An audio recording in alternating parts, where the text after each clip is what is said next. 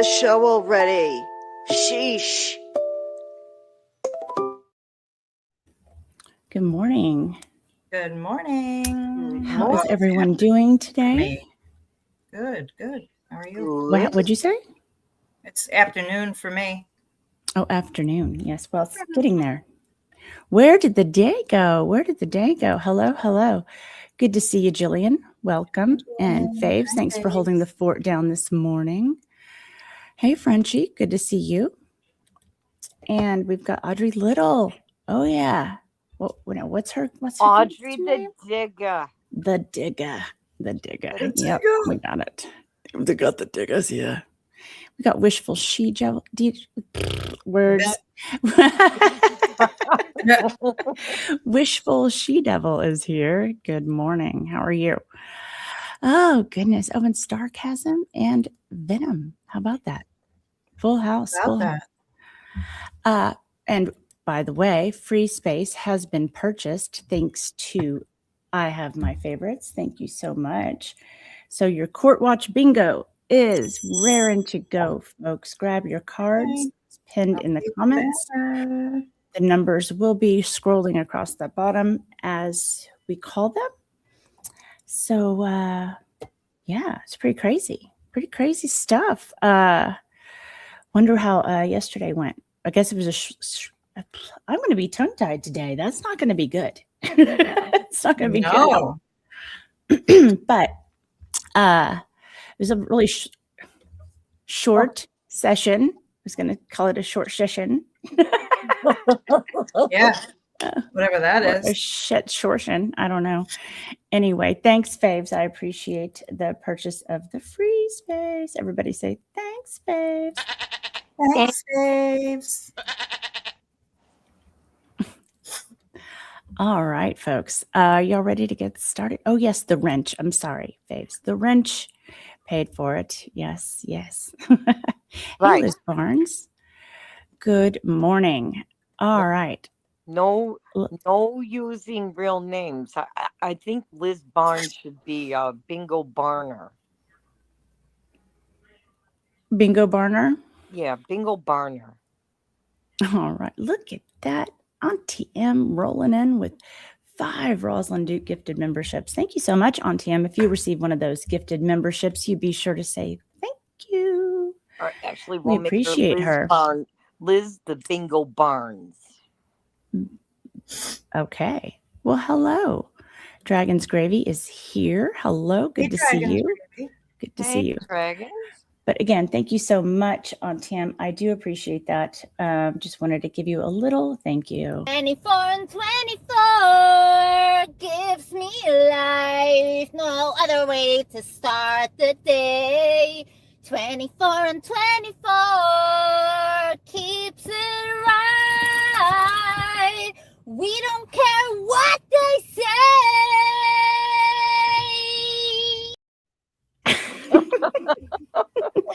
Courtesy of our favorite Scots girl, Nicola Maxwell.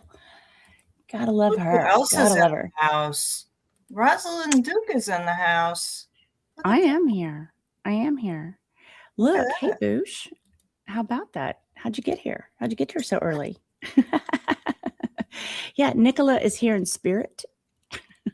Yeah. Yep, absolutely. She's our 24 singer. Yeah. Whatever you want to call me is good, says Liz. Don't do that. Don't do that. Yeah, don't say that. Oh. That could get weird. Mm-hmm. I've got some lagging going on. Does it appear to be lagging to you guys? No. No. Hey, Frenchie. Okay. I guess I could get court started while I try to figure that out on my end. All right, folks. Let's go to Las Vegas. Viva Las Vegas. Where are we on time? Speed 1.4. Good. From the state.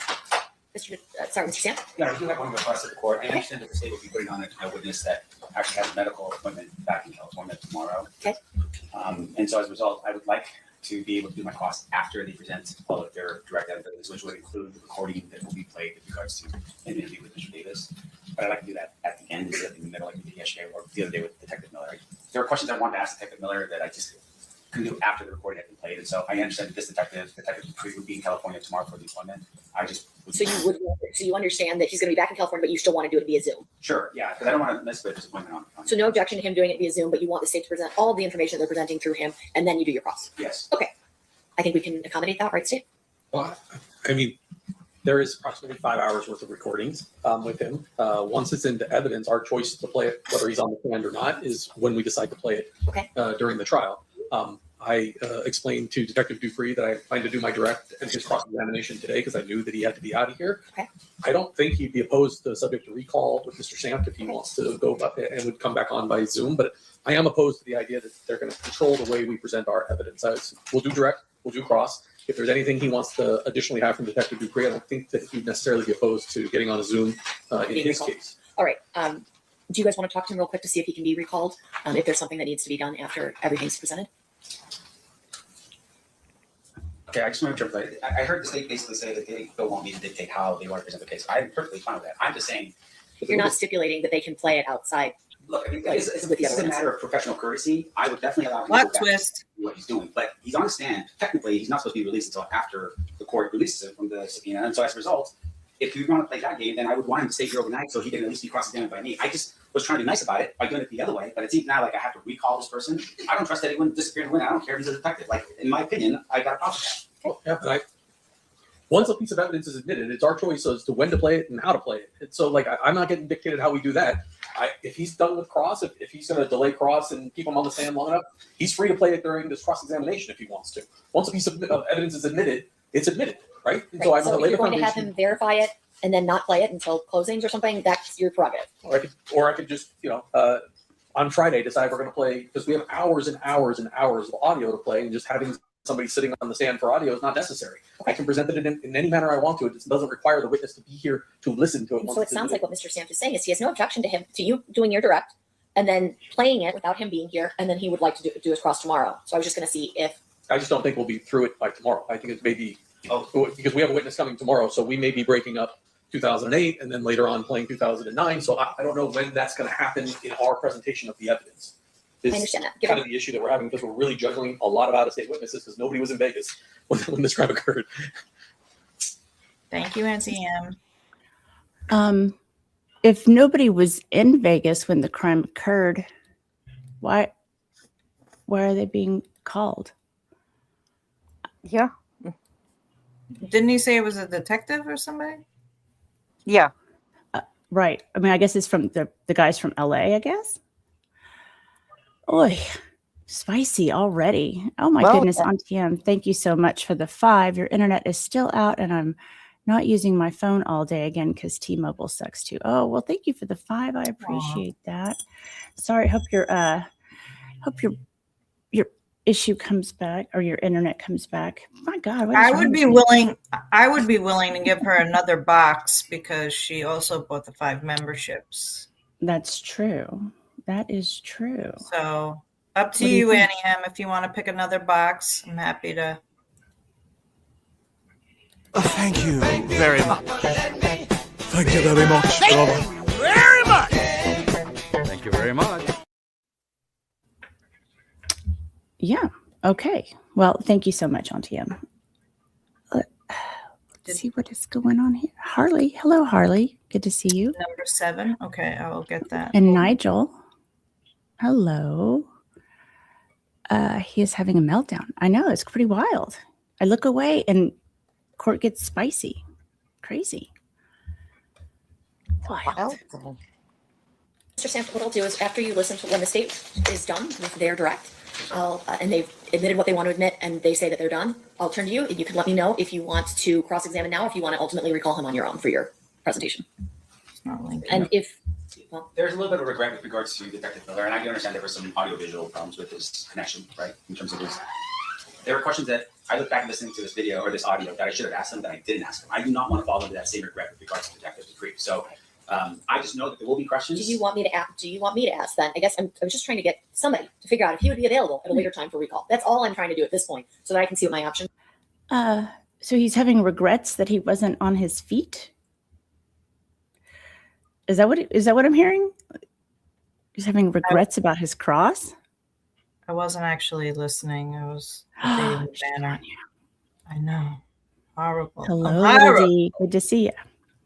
Horrible. Welcome. Huh. Maybe go back a few seconds. Maybe we'll hear that again. Let's see. I'd be happy to go. And they've admitted what they want to admit, and they say that they're done. I'll turn to you. You can let me know if you want to cross-examine now, if you want to ultimately recall him on your own for your presentation. And if hello, There's a little Calvin. bit of regret with regards to Detective Miller, and I do understand there were some audio-visual problems with his connection, right? In terms of his, there are questions that I look back and listening to this video or this audio that I should have asked him that I didn't ask him. I do not want to fall into that same regret with regards to Detective Creek. So I just know that there will be questions. do you want me to ask? Do you want me to ask then? I guess I was just trying to get somebody to figure out if he would be available at a later time for recall. That's all I'm trying to do at this point, so that I can see what my options are. I'd be happy to go out and talk. I think he's Judge is If you guys want to frustrated. talk to him and see if he has a question Judge after, I looks understand your concern. annoyed. I understand Judge your looks concern. annoyed. We can just admit it and Number play it 16. at closings, essentially. We don't. Once something's admitted, you can play it whenever you want. That is true. You also may have questions that get formulated after the item is presented. So let's see if there's a possibility for him to be recalled at all at any point. I have no problem with doing that, but I don't know if he's available. So go check with him, and then we can come up with a plan. Sorry, Mr. Defense Lawyer.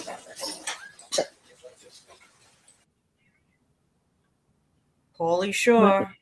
Causing issues. Yeah, he's definitely a Paulie today. Well, at least Even better as Harvey. we finally see the judge look annoyed. That's the first. Okay, see, I think this is what we had the problem with before, Star, is when you're logged in as admin, you operate as me in the chat. Yes, I know. Oh, okay. So instead of going to the YouTube screen on my other monitor, I'm just typing as you because I can't really type as me when Yeah, it's okay. just No, me. you do that?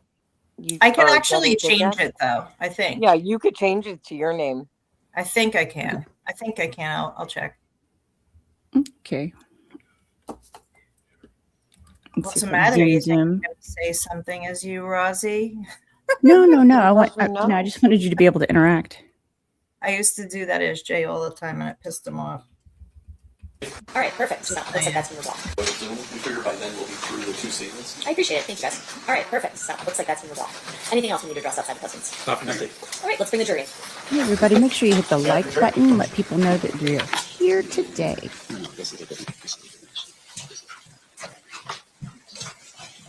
No, it says all destinations for Rosalind Duke, so I can't post those myself. I'll go to the other screen. You don't have to. No, I was just. Is the party seated? I don't have a problem with that. Okay, you may be seated. Hey, Calvin. Welcome back, ladies and gentlemen. Thanks for accommodating me as I restarted a little bit later. I appreciate your time. At this time, we are still in the state's case in chief. Who's your next witness? Wait, Leah. Auntie equipment isn't working. Are we giving that one as a bingo call? Which one? Auntie equipment isn't working. How does the panel feel about that? Shall be the truth, the whole truth, and nothing but the truth, so help you God? You may be seated. Fine with Please it. have your statements by your person on Rosie speaker. Shoulders. What do you Wade think? Lee, Wagelee.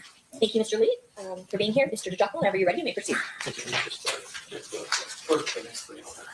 Uh-oh. What happened? Hang on, I'm trying to move the... Why is it not moving? Oh, there we go. So it's not in the way of the crawl. Sir, back in the 90s, how were you employed? I was a special agent with the FBI.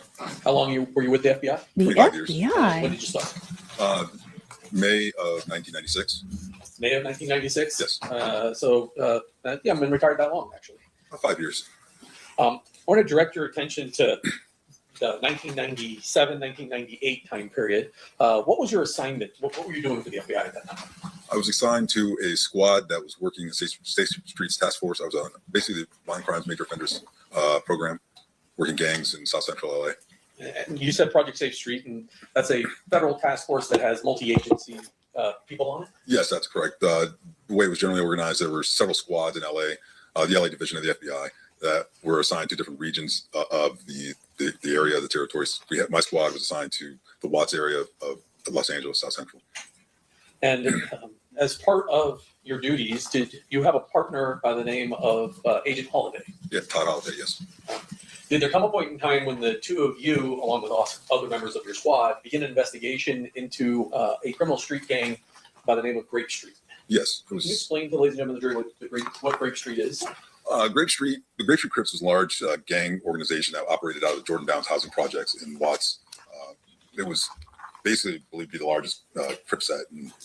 Hey, Zach. I mean, given the restrictions on YouTube, the naming of it Grape Street is not great. Yikes. Good morning. Good morning, clams. Clammy pants. Hello, Clam digger. Capri. No. I called him that the other night. I got corrected. It's Clammy Capri. Clammy Capri. Clammy All of America. Our squad was working the violent Bikini aspects of that organization. As part of your investigation into Grape Street, did you come across a person that you identified as Duane Davis? Yes. And do you see Mr. Davis here in court today? Yes, I do. Can you point out to describe something he's wearing? It's the gentleman sitting in at the defendant's table with the blue shirt and tie.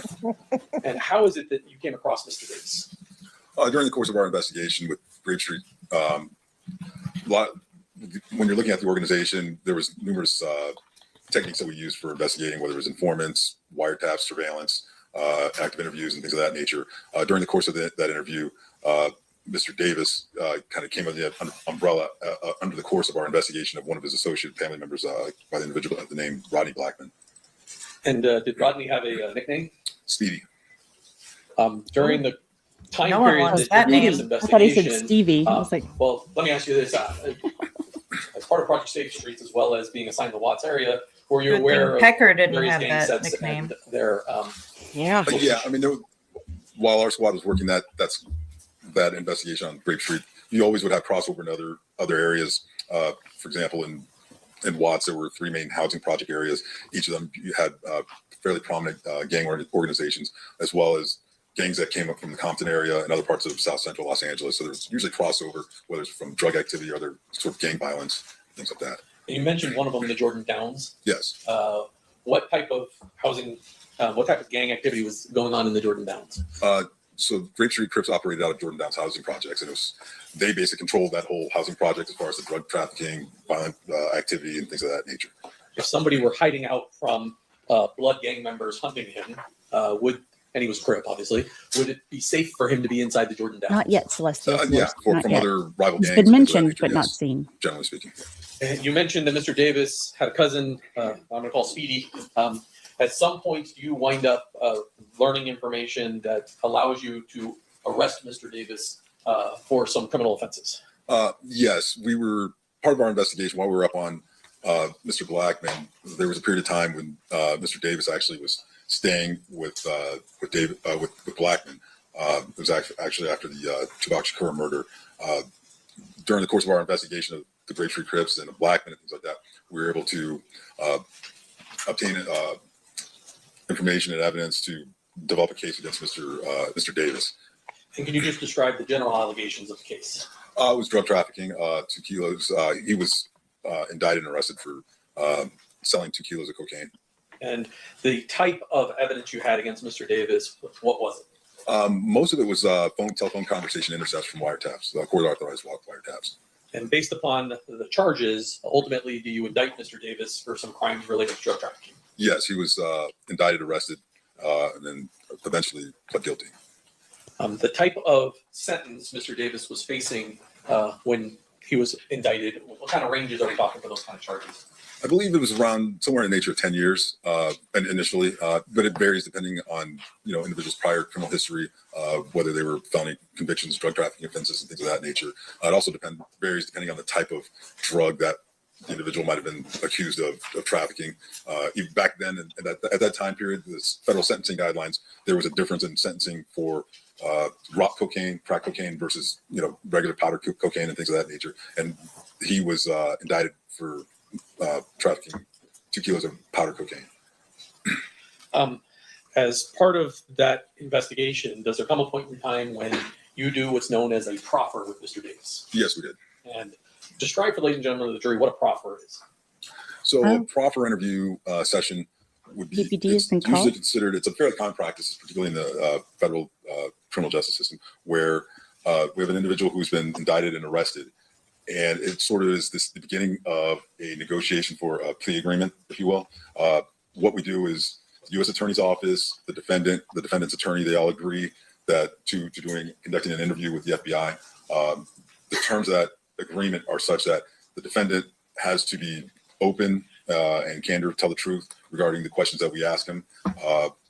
In return, the FBI, Department of Justice, will not use what the defendant says in that proffer session against him in this case in chief that we have him charged with.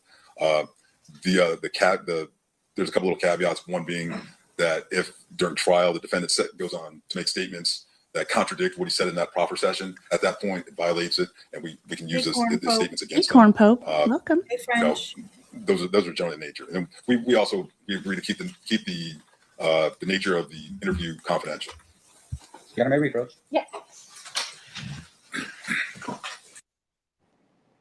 So he agreed to keep it confidential, but couldn't seem to shut his mouth.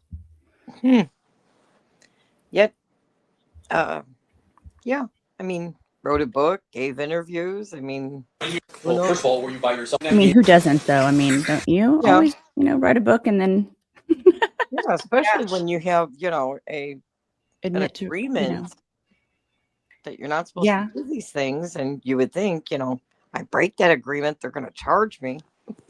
Oh, good, Corn Pope. Yeah, we're trying to zoom through the break so we can catch up today. All right, Mr. Jacqueline, you proceed. When you had your 1998 proffer with Mr. Davis, well, first of all, were you by yourself, or did you have your partner Todd Holliday with you? Todd Holliday attended, as well as Assistant United States Attorney, along with the attorney for Mr. Davis, who were also there. And what was his name? I refer to by. Well, I have what's marked as state proposed in 4-6. I know you got a copy there. That's fine. How about we use the one that I have marked, and I'll take these back from you.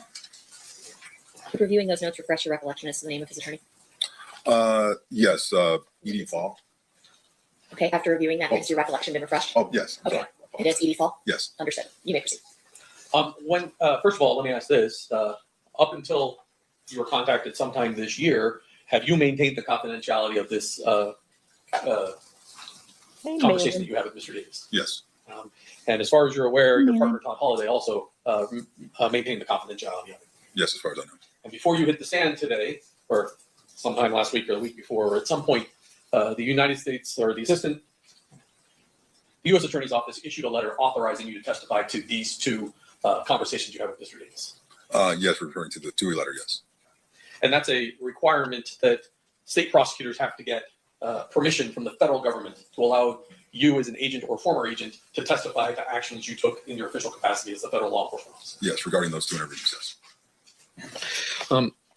How is your proffer with Mr. Davis documented? Usually we use the standard FBI reporting mechanism, which is a FD 302 report. And that is essentially a report that lays out the information you receive. There's no audio recording of that particular conversation. That's correct. And is there a FBI 302 of what's in front of you? And I forgot the number. Is it 146? 146. 146, is that a fair and accurate copy of the description of the conversation that you were part of with Mr. Davis on July 16th of 1998? Yes, it is. Move to admit 146. 9. No objection. So admitted.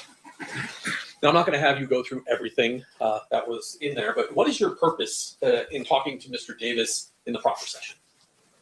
Well, the purpose is to glean as much information as we can regarding what he knew or knew at the time regarding gang, drug, violent activity going on within the Watts and Compton areas.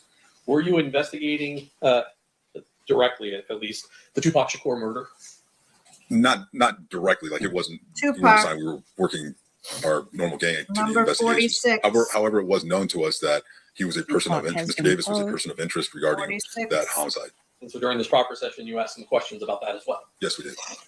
I'm going to go through 146 in front of you. And actually, I can roll it up here on the screen for you.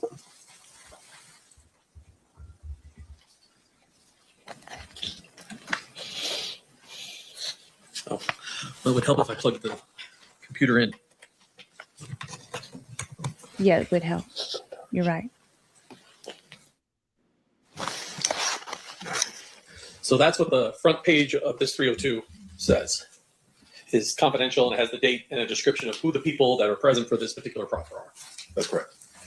The very first part of the interview, and let's close that. There, you have a discussion with Mr. Davis about an individual It's called not hard to do Zip. that. Tell us what he tells you about this individual Zip initially.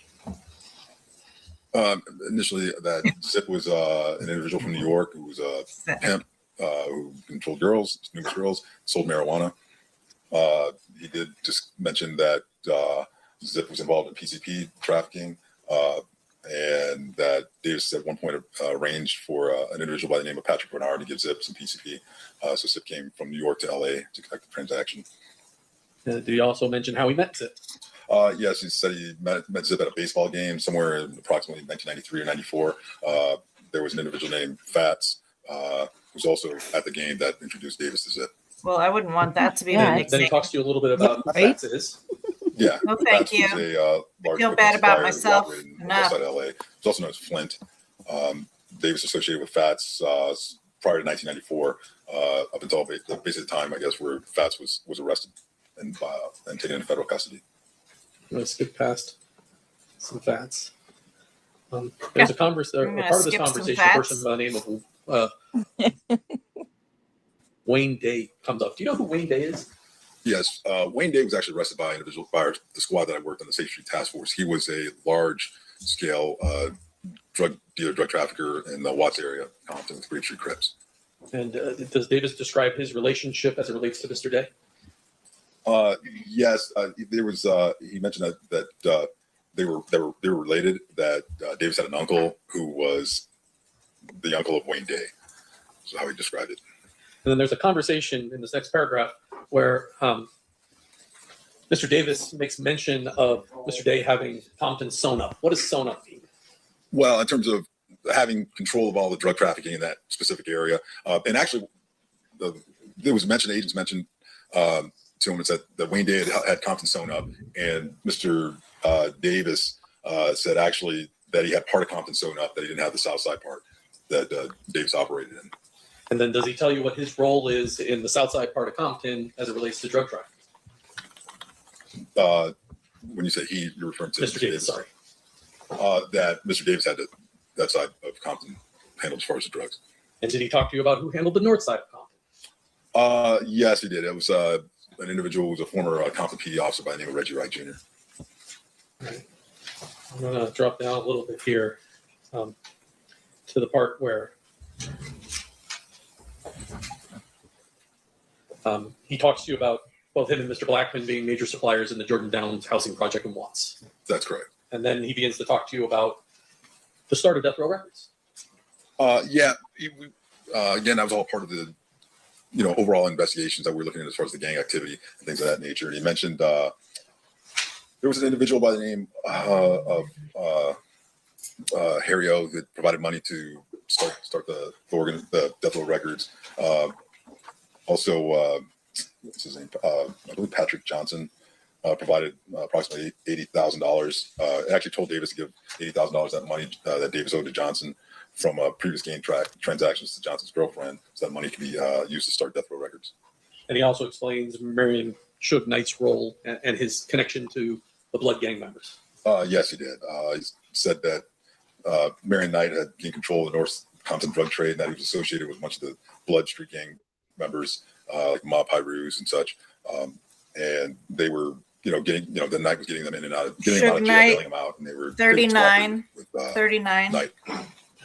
And basically, when Knight goes to prison, he tells you Reggie Wright kind of takes over. Yeah, Reggie Wright Jr. took over the organization after Suge Knight was arrested. You already mentioned Harry O.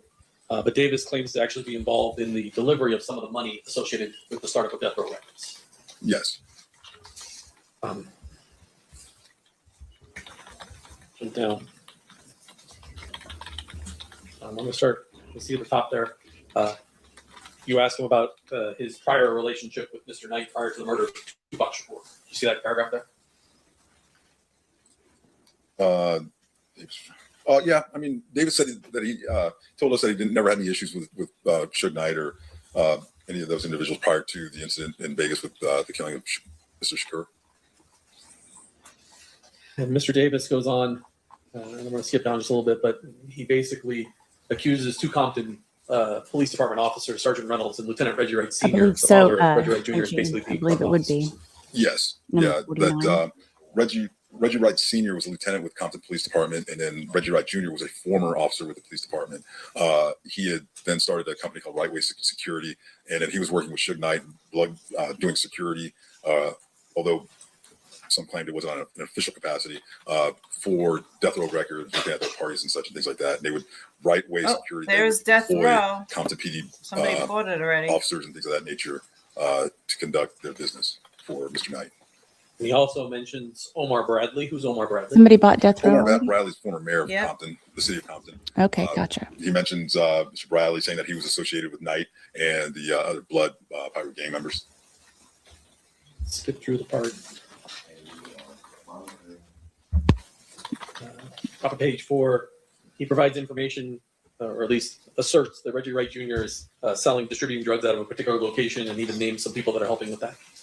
Yes, he stated that Reggie Wright Jr. Had a drug distribution location, an auto body shop called Untouchables that was located at the corner of Alonzo and Washington. Untouchables. There was the shop was owned by an individual by the name of Melvin Hurd, and then. Did he say it was a laundry? It was called Untouchables? No, car wash. Car wash. Okay. Melvin Hurd. It was called the Untouchables. Melvin Hurd. These names. Oh, where's my play button? Boy, for somebody who, doesn't like talking to law enforcement or the feds, he's doing a lot of talking. Sure is. Heard this a guy by the name of G. Ray and Jim helped distribute cocaine from the shop. He also mentions some people that work for Reggie Wright Jr. and assisting in the cocaine distribution. Yes, he stated that Reggie Wright Jr. had an individual by the name of Mob James. They like how you do the banner better. Street gang, an individual named Flip, who distributed out a shop location on Compton Boulevard, and Harris. There was an individual known as Buntry. But we at the time we wrote it out as Bump Tree, but we believe that actually was an individual known as Buntry Al or Alton McDonald. Yes, Buntry, B-U-N-T-R-Y. Yes, Alton McDonald, who was the brother of Mob James, which is James McDonald. Also another individual named Trayvon Lane, who was a Mob Pirate gang member, and then Kevin Woods. Which one was Bitch Face? And then that's what I wanted. You can kind of read this right, but. At some point, he talks about an incident that occurs at a neighborhood mall involving a person named Marcus. What does he tell you about that? Yeah, this was a few weeks before murder of Tupac Shakur. This individual Marcus, who was a Southside Crip, was at a mall by himself. Several Blood Street gang members attacked him and started beating him up. Then an individual, Mr. Orlando Anderson, who was the cousin or nephew of Mr. Davis. Orlando Anderson. What was happening and went in to help Marcus, and they beat up and fended off the other gang members. And then he moves on to describe the incident at the MGM casino the night of Mr. Shakur's murder. Yes, he did. And what did he tell you? He told us the day of the murder of Tupac Shakur that the Blood Street members, some Blood Street Gang members saw Knight, saw Orlando Anderson. They attacked him because of the previous incident at the mall. After the attack, Mr. Davis, Anderson, Orlando Anderson, and their girlfriends went back up to their hotel room at the Excalibur Hotel, and he said that was it. They didn't have any involvement. They stayed in the room the rest of the night. He tells you that the room was in Anderson's name. Yeah, the room was in Anderson's name. That they'd driven up to Vegas from the LA area in a Land Cruiser, and that they had some other associates, Corey Edwards, Kevin Davis, Terry Brown, aka Bubble Up, Big Dre, and Wynn also traveled to Las Vegas. They stayed at the MGM. And he repeatedly denies to you knowing who killed Tupac Shakur. Yeah, he said they didn't have any knowledge of what happened, that they weren't involved. He did later speculate that maybe it was some Compton police officers that were working for Suge Knight, and that maybe it was because he had heard that Tupac was talking about possibly leaving Death Row Records or something to that effect. But his suggestion was that perhaps Knight, who's driving the car, had Compton police officers shoot Tupac in the car, Suge's driving. Yes, something like that. Okay. I'm going to keep rolling down here. Can we pause? I thought he said they drove to Las Vegas in a Cadillac. Zip. So how does he tell you? Well, he talks about Zip and how he becomes associated with the Notorious B.I.G. Yeah, he said that back in 93, 94, Zip introduced Davis to Notorious B.I.G. at Summer Jam concert. MGM star. And Davis would have associated with MGM in Orlando. LA area, but they never had any like drug connections or anything like that. 29 he and tells 29. you that he was actually at the Peterson Automotive Museum the night Mr. Wallace was killed. That's correct, yes. And then he saw some, at least people associated with Anyone Death Row can Records guess why? at that location. You send mushrooms Yeah, together? he told us that prior to that, the night of the murder, Davis observed some females associated with Death Row Records at the party. Okay, I'll take $1 million. He said, well, like Jewel, a singer, LaShelle, a comedian for Death Row, and Davis believes that they saw Mr. Wallace at the event, then called Blood gang members to come. Davis did say he observed Reggie Wright Jr., DJ Quick, who was a performer for Death Row, Theo, a local disc jockey, and about 10 or 11 other Treetop, Foodtown Blood gang members arrived at the event. Davis told Mr. Wallace that they were to watch, that they were there and they should watch out. And then shortly thereafter, Mr. Wallace was shot. But Davis wasn't there; he didn't see who actually shot him. But once again, another he tells you that he believes that Reggie Wright Jr. and Blood gang members are the people that killed Mr. Wallace. I'm sorry, what, Venom? I said another incident that Mr. Davis is at where somebody is unalived.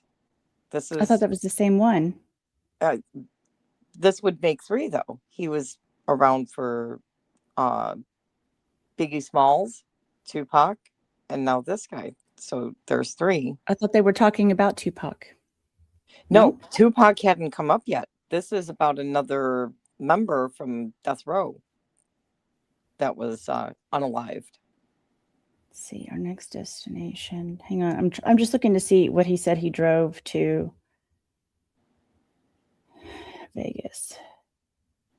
I could swear it was the Cadillac he drove to Vegas. That's what I thought.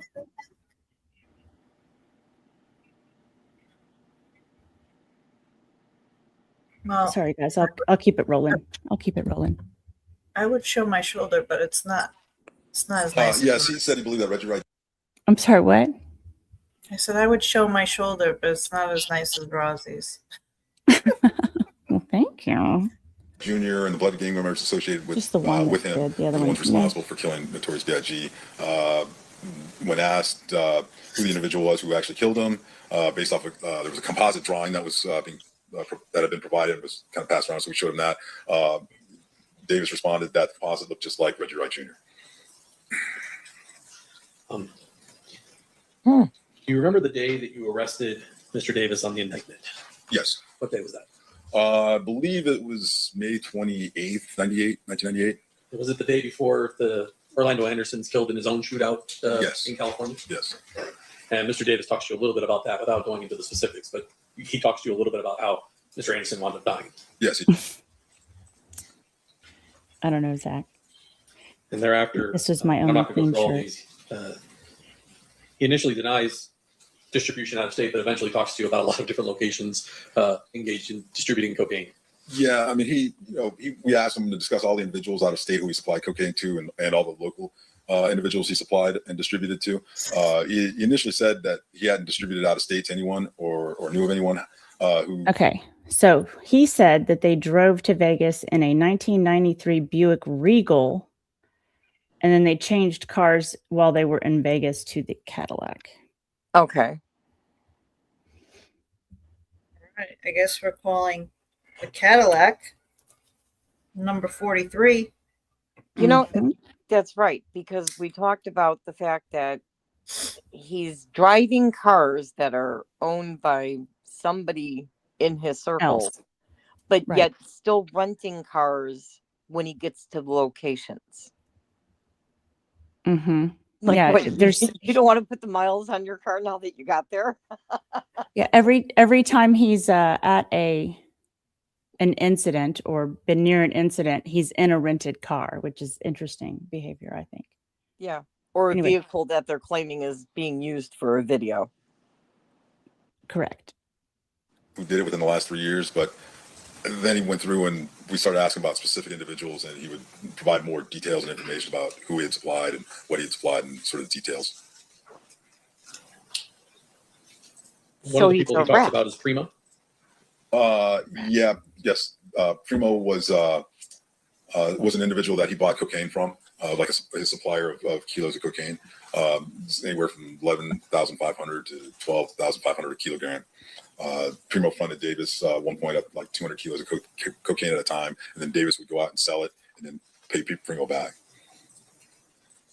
He also mentions Corey Edwards getting drugs Prior from testimony Mr. Davis coming back being to out in haunt Ohio you. and distributing cocaine in Ohio. Yes, Davis said that at that time, back when we were interviewing in '98, 27, about 3 years prior, that he was supplying Corey Edwards, who was selling cocaine all over Ohio. But I guess Edwards got into.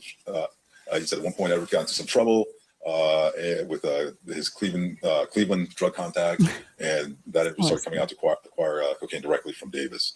That was an individual named Bubs who resided in Cleveland.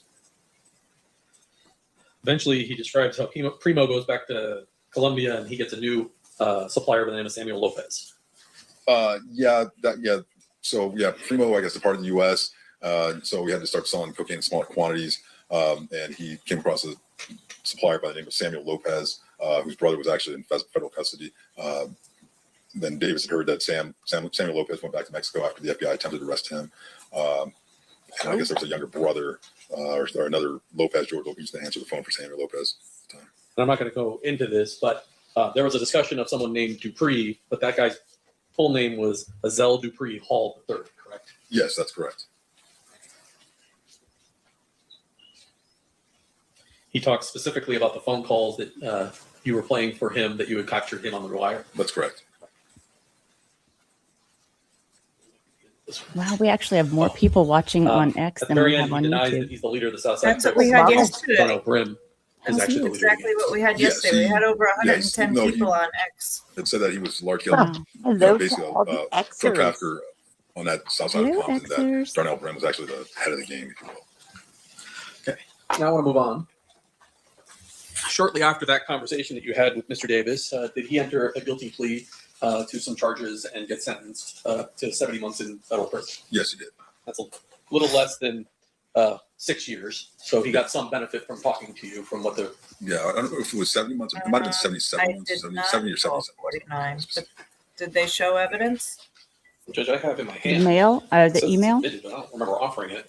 A certified copy of the indictment, the plea, and the judgments of conviction. But did they show anything? I haven't seen anything. It was on screen. KCR 537. 49 was not called, but we can call it. 49. Yes, if you're over on X and you'd like to swing by YouTube, feel free to do so. Sub up, grab a bingo card, and hang out. Yes. That's right. It's a good time. Love to have you. Giving away prizes.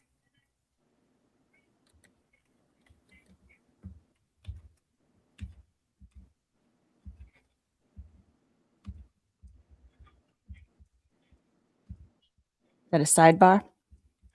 That would be apparently was admitted as 75, but it will be admitted formally as 75. Additionally, ladies and gentlemen, you have heard and will continue to hear testimony regarding drug 34, conspiracy, gang affiliation, as well as a federal conviction of Mr. Davis's. These are not offered to show that Mr. Davis has a propensity to commit crimes. Instead, they are offered to establish credibility of the statements made by defendant in relation to this case, as well as motive and identity. Mr. DiGiacomo, you may proceed. I'm not sure that would convince me. Right? I mean, once you hear Wow. it, you can't unhear it. I don't care who the juror is, they're going to form some kind of opinion. Yeah, of course you are. When you're hearing about all this drug trafficking and Yeah, pimping and everything bodies else, my dropping. goodness. Right? Yeah, you like that guy's flannel? Yeah. Gosh, can you imagine wearing a flannel in Vegas in August? Oh, Yes. no. Judge. Now, after Mr. Davis goes to federal prison, Hang on 1 second. They're not offered to show propensity to commit crime, and you are not to consider them for any propensity that Mr. Davis was it had. an objection? I don't know. You may proceed, Mr. DiGiacomo. Sorry, I phrased that one. subsequent to Mr. Davis going Was to there an prison, objection that do led to you thought that? it was just and a Mr. sidebar. Parker Holiday I go to think it federal was just a prison and sidebar have, discussing just a voluntary conversation with Mr. Davis. Yes. what was being admitted. Right. I think so too. Went to, Is that situation different than the proffer situation? it is in that it's a strictly voluntary interview. His attorney, the U.S. Attorney's Office, were notified of us contacting him because he's in custody. But the terms of the proffer, it's not the same as the proffer agreement. It's just a normal regular interview. But once again, you do promise him confidentiality during Yes. that conversation. Yes, we did. And up until the U.S. Attorney authorized you, you maintain that confidentiality. That's correct. I'm showing you what's been marked as State's Proposed Exhibit number 149. Is that the 302 that describes that particular conversation? Yes, it is. Let's go to 149. Any objection? No objection, Your Honor. So admitted. And I'm going to put that one up on the screen. You're welcome, Can Frenchie. you tell me the date that occurred? The interview. Yeah. Maybe we add that next week. April 15th, 1999. Okay. And the report's generated on April 20th of 19. That's correct. You begin the conversation with him talking about What? Mr. Anderson and his death. Is that fair? Yes, that's correct. What is happening? And Hey, how are you? Oh. Okay. Welcome. How are you? Hey, Kazi. I'm Hold on. better now that the stuff is straightened out, but God, what a pain in the ass over the past few days. Yeah, I heard you. That's what you get for streaming with 7-Eleven. Yes, yeah. You She caught sent the a bunion box on your virus. house. If you don't know the backstory, she sent 120 bots to bother my computer. Yeah. Exactly. You know that happens. So, anyways, it seems to be good. So glad to be here. Good to see everybody. Yeah. Am I sending excellent. you back in Good to see you. time? I mean, I don't have a Coors Light hat, but will this do? Sure. PBR, Old Milwaukee, anything like that. Mine just says, what? What? What? Okay, so I don't know if you've been listening or not, if you know what's going on, Kazi. We are talking to the FBI right now about his proffer Oh. agreement Oh, that he broke. Yeah. the old Sounds like, feds, huh? Yeah, Mr. Davis seemed to like to tell a lot of tales to the boys in blue or all black in this case. Yeah. He talks a little too not gonna- much, doesn't he? Oh, he He sure does. does. He does. Names, dates, amount. Book? Is that the Wow. guy with the book, right? Yeah. Yeah. Yeah. This is definitely the person you don't want to say, hey, can I trust you with a secret? Yeah. Right? Right? Thank you, Celestial Force. I forgot what I called. What did I call? Were you 49? calling, wait, what? Or what is happening? Oh, 49. It was 49. Oh, 49. Okay. By the way, I have the AC going and a fan because it's brutal today. Is it loud? No. No, No, I don't hear it at all. Oh, great. Cool.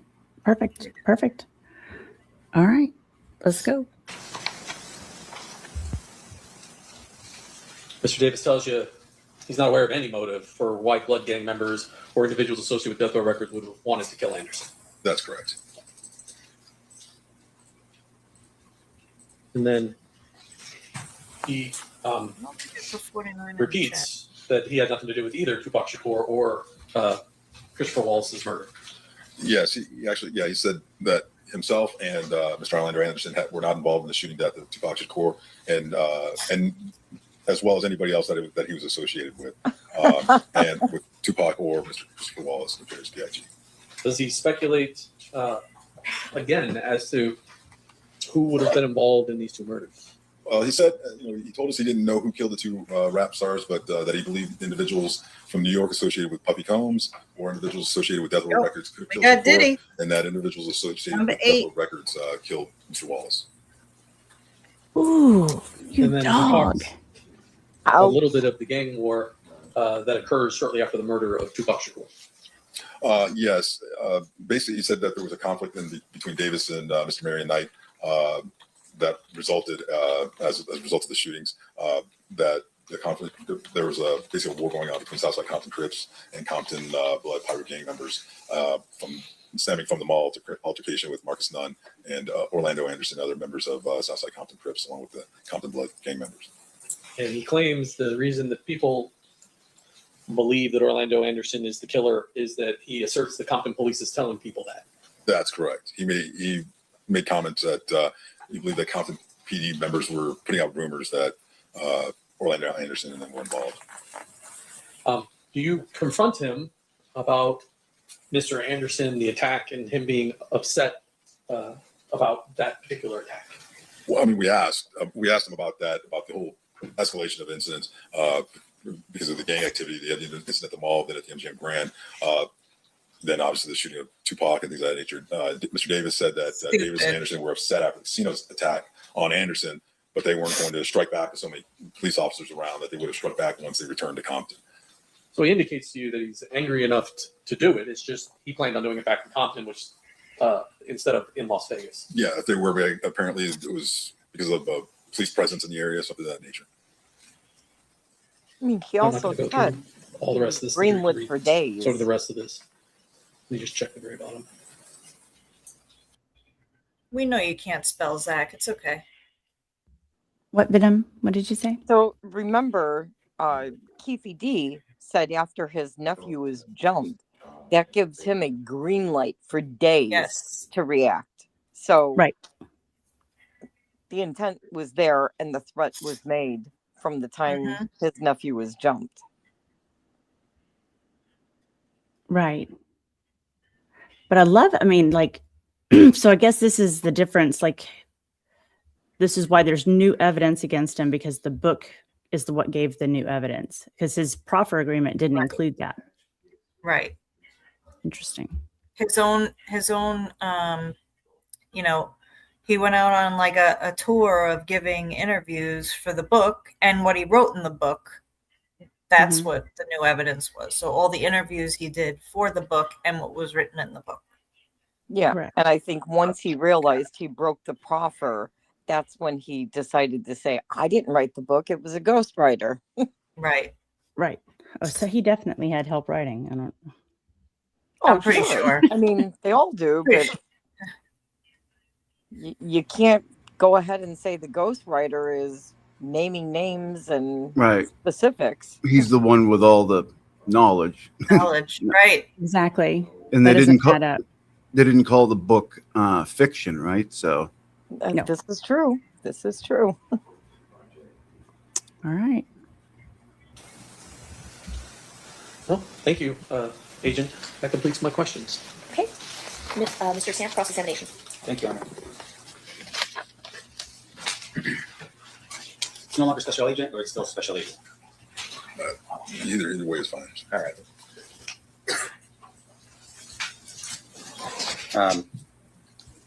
We'll stick with special agent Lee. Okay. All right. Now, sir, fair to say, working for the FBI would have been something of an honor, I would imagine, working for an organization like that. Yes. Fair to say, of course, that working for the FBI, I would imagine that other people would consider that to be the creme de la creme of investigation throughout our entire country? Yeah, some people would consider that, yes. You put on seminars for law enforcement agencies throughout the country to help them with their investigative efforts to help them become better police officers and detectives, fair? You talk about me specifically? No, you as the FBI. Oh, okay, yes.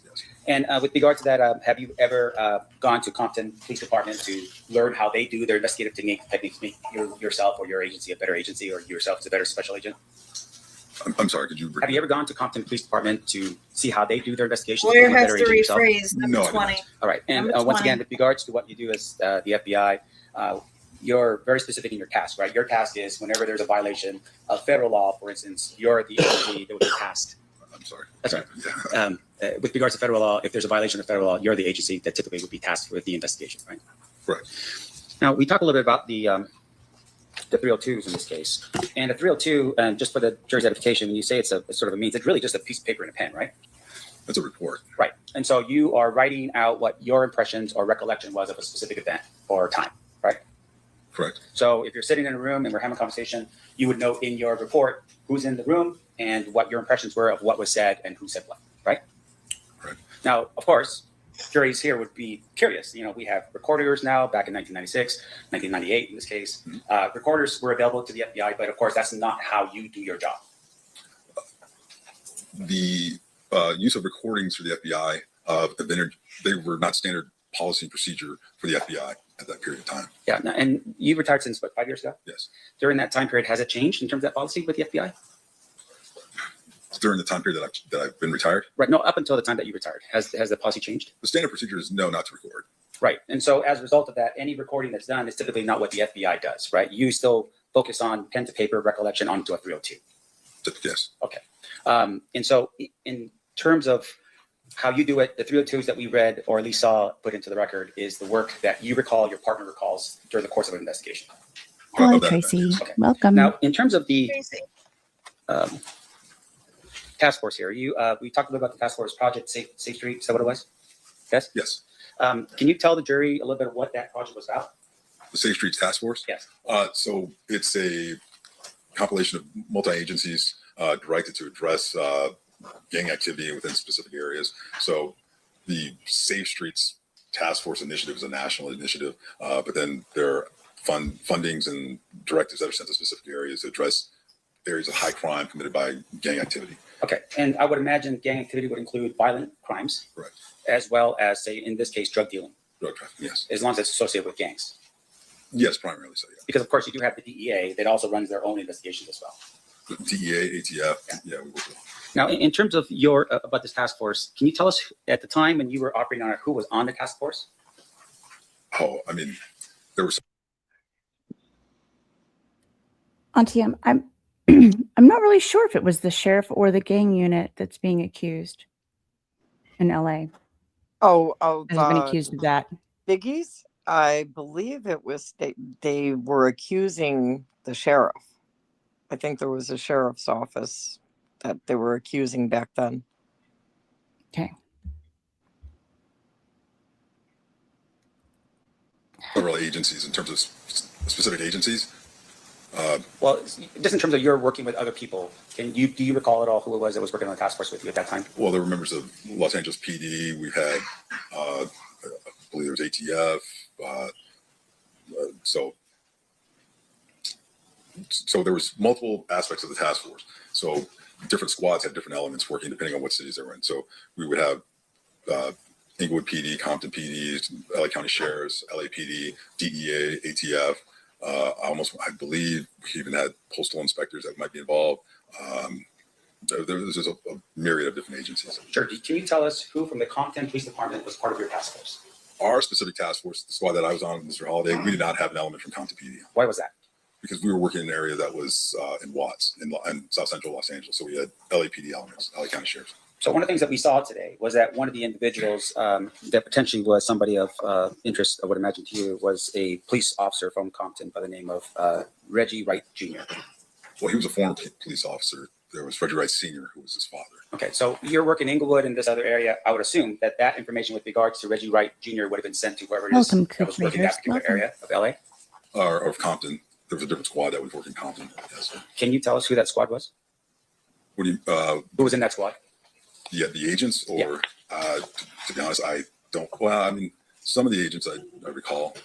Do you know who that you can recall that was there? At that specific time, I'm not sure. There was an agent, Elliot. Michael Elliott. Yeah, he worked on there. Yes. And I don't want to strain you a little bit here. Yeah, I mean, yeah. So, for clarification, because over that time period, agents will change squads and things of that nature. Like I left the gang task force in 2003, and squads would move to change objectives. So who was working at that specific time? There may have been somebody at one period and then it changed or whatever over the course of time. and would it be fair to say, of course, it's something like this? If you really need this information, you would refer to a 302, to refresh your recollection if you have. Yes. Okay. Now, in addition to that, though, in terms of your role here, there was a proffer session that was conducted with my client, with Mr. Davis. Yes. And that proffer was set for July 16, 1998. That's the exhibit. I don't know. I think it's that one right there. That's correct. Up in the top right-hand corner, do you see the date? That was the date of the report. Right. So it's dated this. It was actually July 14th. Oh, July. Okay. So even though the date says 16th on this, it would be the 14th? Yes. Well, so there's a little bit like, the date of the 16th is the date of the report. Down at the bottom where it says 7/14/98, that's the date of the actual activity. Okay. And you're meeting with Mr. Davis, and specifically you're meeting with him in terms of under the task force, which was gangs and whatever they're doing that's crime related to gangs. Is that what we're doing at this point under the Safe Street task force? Okay. And so when you meet with Mr. Davis, there was an understanding at that particular point that, hey, whatever. Pretty sure they weren't knitting in their gang related activities. Right? Yeah, he's going back to his report with him and, questioning the fact that he's writing these reports based off of what he recalls from what was said back and forth in the meeting with Keefe D.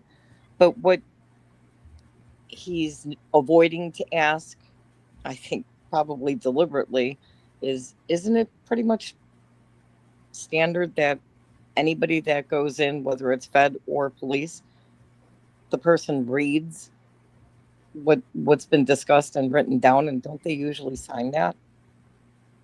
I'm not sure. I don't know with the FBI. I'm usually with the police, yes, but also he could have been taking notes throughout the meeting and then use those to create the report. Like, right, exactly. There's always some really kind of digging into that. Yeah, if they didn't record it, I'm sure he was taking notes. So to make it sound like he's just writing up stuff based off of just memory alone, it's kind of ridiculous. Yes, Boosh, they were just two men sitting at home writing poetry about each other. That's correct. You're going to tell us we're not going to prosecute you for? Is that what was happening on that date? Under the proffer agreement, yes. Okay. And that proffer agreement, of course, does require the approval of the United States Attorney's Office that would be responsible for that area, right? Yes. And in this case, that person would have been Assistant United States Attorney Michael Terrell. Correct. Was he present for that meeting? Yes, he was. Okay. So it's you, your partner, another FBI agent, as well as Special Agent Michael Terrell. Assistant United States Attorney. I'm sorry, Assistant United States Attorney Michael Terrell. And in that meeting, there's an understanding between Mr. Davis and his attorney that whatever was going to be said was not going to be used against him. Unless he came out and testified and said something that was contradictory to what he said in the proffer agreement, yes. Sure. Now, once again, we're talking about the federal government here, right? So was there an actual proffer that was signed by the parties indicating the understanding that you're telling us right now in terms of what was the terms of the agreement? My recollection is that there is, but that's maintained by the United States Attorney's Office. Okay. And since we're talking about that particular proffer here today, fair to say that would be relevant information that we should be considering? Objection to the form of the question calls for legal conclusion. I'm insisting you would rephrase. So I want to make sure I'm clear here. We are talking about a proffer. You're telling us that there was an actual writing, a contract of some sort between yourself and Mr. Davis with regards to that proffer. Do you have a copy of it here today? That's not between myself and Mr. Davis. It was between Mr. Davis and the United States Attorney's Office. Okay. And once again, do you have a copy of that here today? No, I do not. Now, in terms of your understanding of this agreement, Mr. Davis gives an agreement, and in the agreement, I'm assuming the idea behind it is that he has to give you truthful information, right? Correct. The judge And is if there's no definitely winning the information, hair then he's competition exposing today. himself to a potential crime in which he's now freely admitted to it, right? Was there an objection? I didn't hear it. Yeah. I'm not sure I understand the question. Okay. Yes. Here, I don't want to break it down for myself because maybe I don't understand. So It was sustained, rephrase. promises the person you're interviewing that we're not going to prosecute you for what you're telling us. Right. If the person's lying and you catch them lying, then technically the proffer doesn't count anymore because they violated their terms of the agreement. Is that how that goes? If they like during the agreement during the proffer session. Okay. So that doesn't necessarily the benefit is for consideration for plea bargaining and sentencing. Hey, Cynthia. Consideration. So if the individual who is being interviewed during the proffer session shows a lack of candor, lies, and things of that nature, then the consideration for a plea agreement will be considered by the United States Attorney's Office and what they will offer to that defendant. As far as using it against them, it's still the proffer agreement terms as far as using that information against them in that case in chief on that charge, we would still not use it. Does that make sense? Sure. I just want to make sure it makes sense. Right. Okay. So one of the things about the proffer agreement is it's, as I said earlier, was to set up it's at the beginning of a sort of plea negotiation period. So we go to Mr. Davis, we say, you come in, you tell us the truth. We won't use it against you in this case or whatever, regardless of what you say. And the United States Attorney's Office will take that information, determine how useful, how valuable it is. For example, not necessarily in this case, we've had individuals who provide information and then they actually go on to become cooperating witnesses for us. They're willing to testify in case against other co-defendants and things of that nature. All of that gets utilized in determining the sentencing for that person and for reducing their sentence on that federal charge. As you're suggesting, if an individual comes in and they're not truthful, they're providing us information that we know is factually inaccurate based on our other investigations, surveillance, wiretaps, and things of that nature, and statements from other witnesses, we would report that to the United States Attorney's Office, and they would take that as far as the sentencing that they would offer for the plea agreement. They would say, well, your client hasn't been forthright and candor. We're not going to reduce it at all. Did you do that in this case? Was there any there recommendation from you or your partner to the United States Attorney Number two. Office, Number specifically two. to AUSA Michael Terrell, that said, hey, Mr. Davis is not being forthright and truthful with regards to his July 14th, 1998 statement? I did not specifically do that. I guess N40 sustained I'm not aware. 2 N40. Now let me ask you this then. What now? 2 N40. 2 and 40 have been called on the bingo card. Okay. Gotcha. All right. So he gives a statement. I'm sorry, Venom. No, I was just thinking out loud that so he's just gonna try and say, well, he lied in his interview, so that shouldn't count. No. They tell you the proffer agreement is if you don't lie, if you don't go and talk about it, testify, right, do everything that he's done, would violate or void the agreement. I mean, the agent already testified. He got like 77 months credit on the original sentence that he gave all this information for. Yeah, it's not like you can, be given a proffer, to not say any and then lie. You know what I mean? Like, it doesn't work like that. If they prove like all the information he gave is false, then they're going to be like, well, that was of no use to us at all. Why would we give you anything? Why would we give you a proffer to begin with? So, sort of like if Wendy Adelson all of a sudden went running around saying, I did it, they would probably pull her right in for court, right? Right. You would think there'd be a new charge coming or reinitiate the actual charge they were going for. Right. Gotcha. All right. Sorry, folks. Just had to. I wonder if they're going to get Wendy. I don't want to totally derail. We've been praying for that. Star and I have a thing for Wendy. I can't stand her.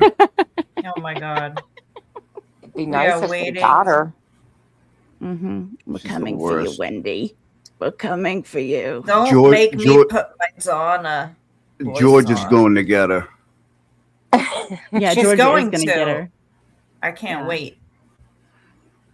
Fingers Don't get us crossed. started on the Donna of it all. Hello, DR. I would love horrible. You listen to what Mr. Davis says. Did you ever verify the information in here specifically about allegations of Tupac Shakur's murder? verify in terms of what? Well, for instance, in the document that would have been the year 302 that's dated as of July 14, 1998, there's an indication here, for instance, that at the Las Vegas casino, Davis's girlfriend, and Anderson's girlfriend went up to their hotel room at the Excalibur Casino. Now, once again, this is 1998. The death of Tupac Shakur was in September of 1996. Right. Did you ever 1996, number one, Las Vegas to see if either, and in this case, what the 302 indicates is that the room was in Anderson's name. Did you verify that to be true? I did not specifically know. Okay. And then with regards to the way in which he describes, Mr. Davis, how they got to Las Vegas, he says in here that they drove to Las Vegas in a Land Cruiser. Any particular reason? Wait. I mean, did he have a Land Cruiser? Was there any verification of that information? I did not verify that. Now, in addition to that, that's what he said in the proffer agreement. Oh, yeah, that's what he said in the proffer agreement. But what he told everyone in the book was that it was the Buick Regal. Yeah, and then later it became a Cadillac. Then he changed it into a Cadillac. Mm-hmm. Okay. Or he rented the Cadillac when he got there. Yeah, rented. Gotcha. It indicated that Corey Edwards, Kevin Davis, Terry Brown, and Big Dre, Big Dre and Wynn had also traveled to Las Vegas. You never verify if any of those individuals went to Las Vegas. No, I did not. Why, you don't think I'm going to lose it? The MGM Casino. No, I did not. Okay, so once again, for the jury, French D, he must need it. The meeting takes place in September 1996. You're getting this information from 38. Mr. Davis on July 1998, right? Yes. About a year and 8 months, 9 months, something like that. Now, in addition to that, he had made mention, at least with that first interview, that he believed that Compton police officers had been the ones to have committed that particular act, the crime in Las Vegas, in terms of the shooting of Tupac Shakur. Mm-hmm. Is that a yes? Yes. And once again, that's just for the record. Okay. And with regards to that, though, sir, did you ever look into the possibility that Compton police officers may have been involved in the shooting of Tupac Shakur? I did not specifically know. Okay, when we say I did not specifically, do you have any personal knowledge as to who in the FBI was responsible for following up with that information? I'm aware that there were numerous investigations going on. There was Las Vegas PD had an investigation. There were it's not me, Compton Chucky. PD, Stars doing it. there were numerous elements of investigation going on regarding the murder of Tupac Shakur, regarding Mr. Davis, our squad, and what we were investigating regarding the gang activity and the drug trafficking charge that he was on. I was not specifically tasked to follow up and track that down. Who did? I'm not aware of. Now, fair to say, though, of course, if you become aware of a crime like that, you would report the information that you have to whoever the responsible investigative agency would be, right? You're not just going to hold on to that information and just keep it to yourself. Correct. Bingo. So in this case, for instance, you share with us that there were wiretaps that were being done of Mr. Davis's phone during the time period you were investigating. I'm getting ready for my next number. Who won bingo? Frenchie. Clammy called. Oh, Frenchie when he bought the Star Loses It. Okay. Oh, okay. It was Frenchie. Oh. And Clammy was sighting. Oh, we have a Brando sighting.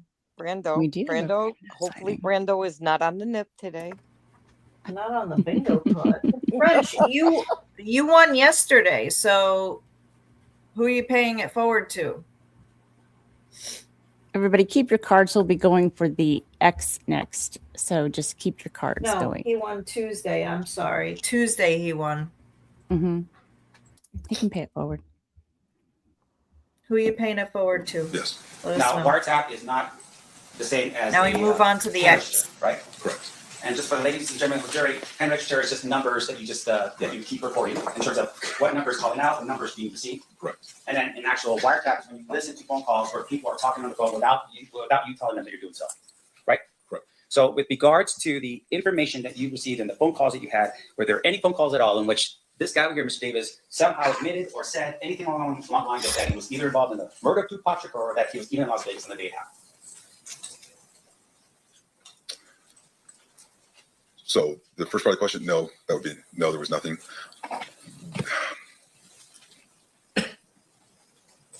Didn't we do this with Auntie M already? In Las Vegas, I believe my recollection is that there was conversation about being in Vegas and coming back to Vegas after the incident. The incident being the murder of Tupac Shakur, but that was it. Okay, and once again, I don't want to put any real pressure on you. This is 30 years ago. Right. So in terms of that kind of information, that would have been at least given to somebody that would have been interested in knowing whether or not, Duane Davis was in Las Vegas at the time of the shooting of Tupac Shakur. Fair? Yes. And as far as you can recall, without looking at any notes to refresh your recollection here, that was never done. Can you repeat that? Sure. Did you personally ever make any calls to either Las Vegas Metro, LAPD, or Compton PD specifically about, hey, there's information here that Keefe was in Las Vegas at the time of the shooting? Was there anything like that? So you asked the question and then you said something, then you asked a different. Could you please? Is that the FBI answer to the question? Let me break it up. Let me break it up. Did you ever make any calls to Las Vegas Metropolitan Police to say, hey, we've got some information here that Duane Davis? No. Did you ever make any calls specifically to LAPD? Say, hey, I've got this guy on the phone, or he's making some discussions here that he was in Las Vegas at the time of the shooting of Tupac Shakur. No, I didn't make any calls like that. And then I'm assuming that with regards to Compton PD, did you ever call Compton to talk to somebody like, I don't know, Reggie Wright Sr., the gang guy over there, to say, hey, by the way, one of the guys from your community is saying that he was in Las Vegas at the time of the shooting of Tupac Shakur? No, I did not. And I appreciate you breaking that down because I didn't want the jury as well to be confused. Now, in addition to that, maybe ask one question at a time. You had made mention about the type of volume here, or what the type of volume that Mr. Davis was moving in terms of drugs. I want to make sure I'm clear. What kind of drugs are we talking about? Cocaine. Okay. And can you tell us, just in volume, what kind of volume that Mr. Davis was moving at that time? I can't. I would be total speculation based off of what was said in his statements to us. Yeah. I mean, there was one where he said something, I believe, to the effect of like 70 kilos at one time. Speculation. 37's been called. May I refer back to the report? Sure.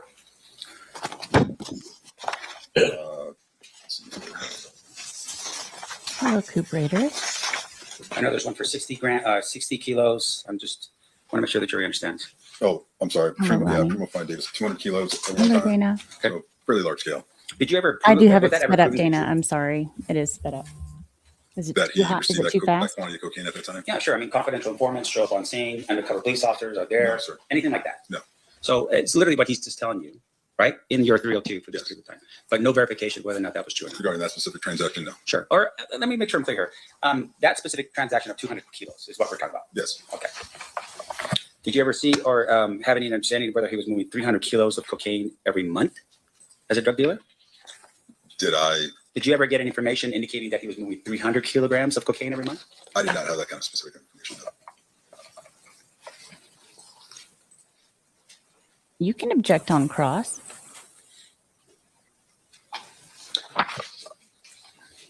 Now, in terms of Reggie Wright Jr., was there, I would assume that because it's not part of your area, did you refer that information to whoever it is that was part of the task force that would have covered the Compton area? That would be most likely, yes. Okay. And in terms of the Compton Police Department, fair to say that at some point they actually disbanded or they were shut down? Yes, that's accurate. And that would have been at what year? I don't remember specifically. It was somewhere in the late 90s, I believe, or early 2000s. Okay. And why did they get disbanded?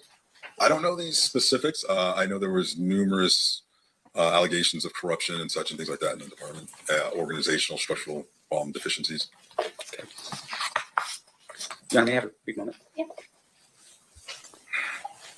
Audrey, just let us know if you won already. I don't think you did, but I don't have the winners from day one, so I don't know. Yeah, I don't either. But no, I don't think so. Doesn't sound familiar. Uh-oh, look, we have Brando sighting. Hello, Brando. Hey, Brando. Any update on Turtle Boy's depot today? No, I looked a little while ago, and but he did a like a short live stream earlier. He was in Boston about to go in, but haven't heard anything. He's just gonna take the 5th anyways. So right, still gonna be 8 hours of the 5th. Probably they're probably gonna make him do every question. You know. Right. Ridiculous. Pain in the ass. Yeah. What a pain. Anything to cost him more money. Yep. Right. In time, in aggravation. Yeah. Mm-hmm. Right. Mm-hmm. Ridiculous what they're doing to that guy. It is. Absolutely. Is Audrey here? Oh, she was. Oh, we're back already. Okay. Hang on. Oh, someone loves Ozzy's shirt. So you shared a little bit about the next time that you meet Mr. Davis in prison. Correct. And it's you and your partner still, Special Agent Holiday? Yes. And you go to that meeting and he's sitting down having a conversation with you. You don't have to play, Audrey. You just got gifted a free bingo. Did you actually arrest him with, in terms of the cocaine that he had? I mean, I'm assuming at some point he gets caught with cocaine, right? That's incorrect. No. Okay, so what happens? So are you specific the specific case that we had him charged with? Yes. And arrested? Actually, no, he was not caught with any actual cocaine. We intercepted the conversations between him and another individual where they discussed the transaction before, the price, quantity, and then there were discussions after the delivery. And then there was even discussion, what kind of prompted more of the discussion. The two individuals had, Mr. Davis and the other individual had a discrepancy over the quantity, the actual volume of the amount of cocaine. Okay. Wow. And outside of that, trafficking.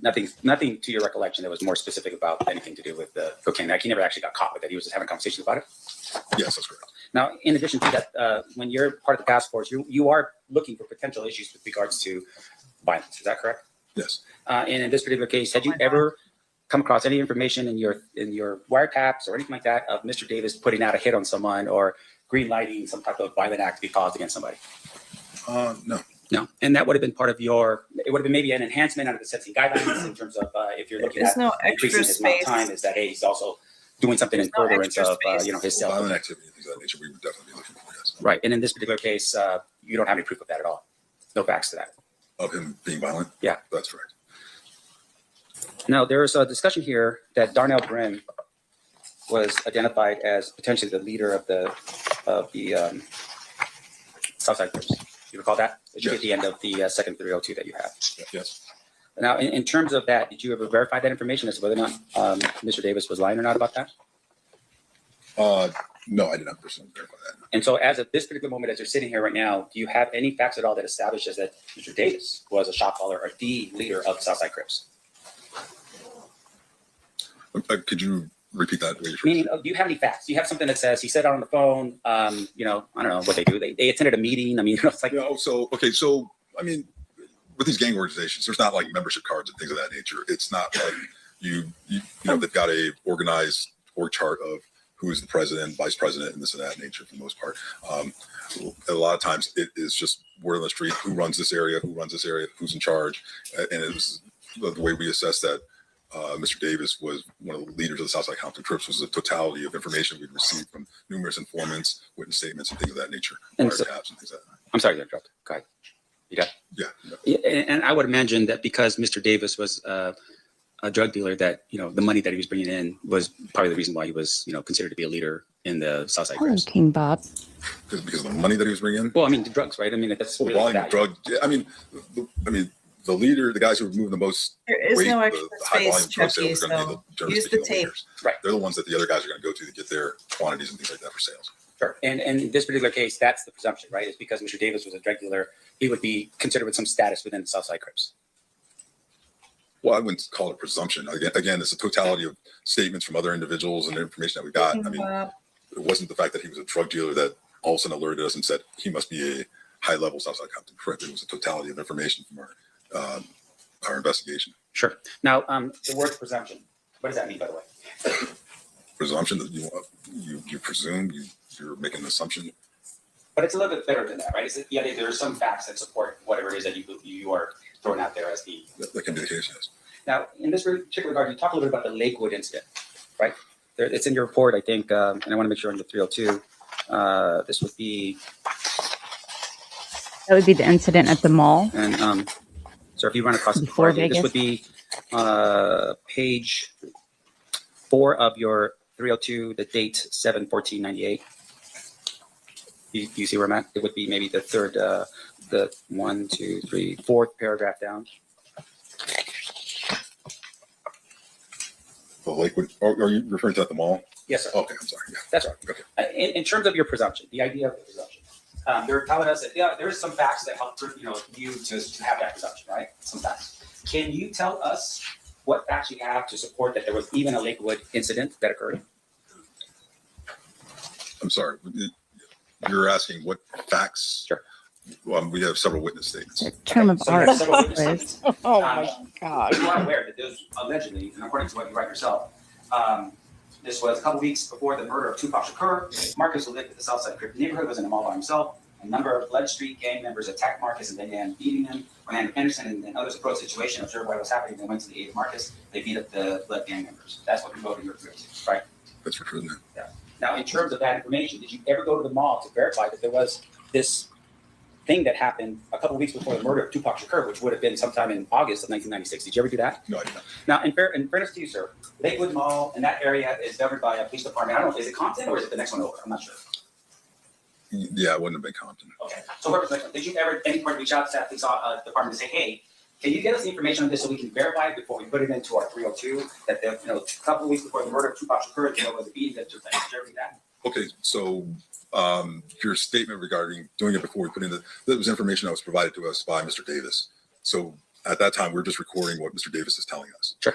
So this is a follow-up investigation on that. Sure, but the state has now introduced this document as an exhibit for the jury to consider. So you're telling us that you can't verify the information in it? I'm telling you what Mr. Davis told us. Okay, but you cannot verify that information. You're telling us right now you verify the information that he told you. I didn't verify that specific event. Okay. Because he interviewed him with the proffer agreement. Do you know if your partner did? I'm not sure. If you're referring to Mr. Holliday? Yes, sir. Yeah, I'm not sure.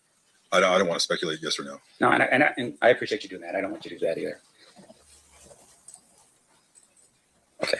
Now, Mr. Davis is in prison during this time. At some point in the future, you had mentioned that he was in there April 20th, 1999, something like that? During the second interview. Yes. Right.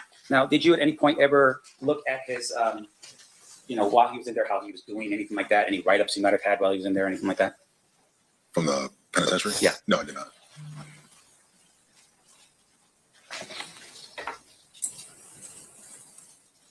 And then finally, just one final thing here. There was some mention in your 302, and I apologize for bouncing you back, but I'm taking you back to the July 14th, 1998 302. But in that 302, there was an allegation, or at least some information that you documented that stated that Reggie Wright Jr. Was dealing drugs out of a auto shop called the Untouchables Auto Shop, owned by Melvin Hurd. Do you recall that? That's actually auto shop. Top of page 4. Yes. Do you know why that's important and why you included that in your 302? Well, activity regarding Reggie Wright Jr., Reggie Wright Sr., these individuals in Compton, things like that would have been important. They would have been documented. Mr. Davis provided us that information. So again, this is also information that would be utilized for consideration by the U.S. Attorney's Office and things like that. So all the information is important. I have no further questions, Your Honor. Thank you, sir. I appreciate it. Any redirect, Mr. Tupac? Just briefly, you have both of those. Yes. Right. So let's start with the July 14th, 98 one. It specifically says in the first paragraph, also, it was understood that the information provided by Davis during the interview would not be used by the FBI in a way which would disclose to individuals outside the FBI that the information came from Davis. Correct. So other FBI personnel may have learned about this, but certainly you wouldn't be calling Las Vegas Metropolitan Police Department and telling them, hey, guess what Duane Davis just told me? That's correct. Yeah, there's a confidentiality portion of the proffer agreement that this is it's offered in a way to elicit information, saying, hey, what you tell us here is not going to be told to anybody, and we won't divulge that you're the one providing this information and things of that nature. And you're there talking to him, and your case is about a drug case. It's not about Tupac Shakur. That just happens to be a subject that comes up in the conversation. That's correct. It's not your responsibility. Well, let me ask this. Tupac Shakur is killed in the state of Nevada, the county of Clark.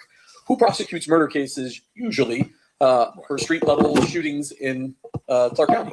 That would be like Las Vegas Metro PD, the DA's office here in Las Vegas. The state of Nevada. It's not a federal crime to commit a murder in Las Vegas in most situations. That's correct. And so you're just gathering this information, and you did what you promised, which was keep it confidential until such time as you were authorized by the U.S. Attorney to talk about it. The only other thing I want to ask you about is Mr. Samft there is a difference between proffer and immunity. Is that correct? That is correct. What Mr. Davis was telling you, you wouldn't use against him, correct? Correct. There wasn't any sort of immunity for any crimes that he disclosed. You just couldn't use the statements that he made to you to prosecute him for those particular crimes. That's correct. And that was an agreement between the United States Attorney's Office and Mr. Davis. That's correct. At no point in here did the state of Nevada, the Clark County District Attorney's Office, or any agency other than the U.S. Attorney's Office make an agreement with Mr. Davis about these 302s. That's correct. Nothing further. Any recross based on that, Mr. Stamp? I'm sorry, what was that last question again? I'm trying to figure that out. Hey, so you're telling us, you're giving us information right now about your knowledge of what the other law enforcement agencies had agreements on or not? How do you know that? I didn't give that information. I didn't say that. So can we repeat that last question? We don't have All right, that capability. We can pause and show you. No, that's all right. I just want to get to the point.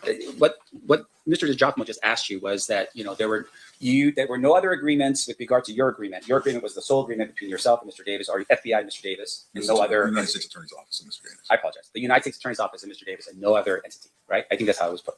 Yes. Right? Yes. You don't know that, though. Did you, when you... It's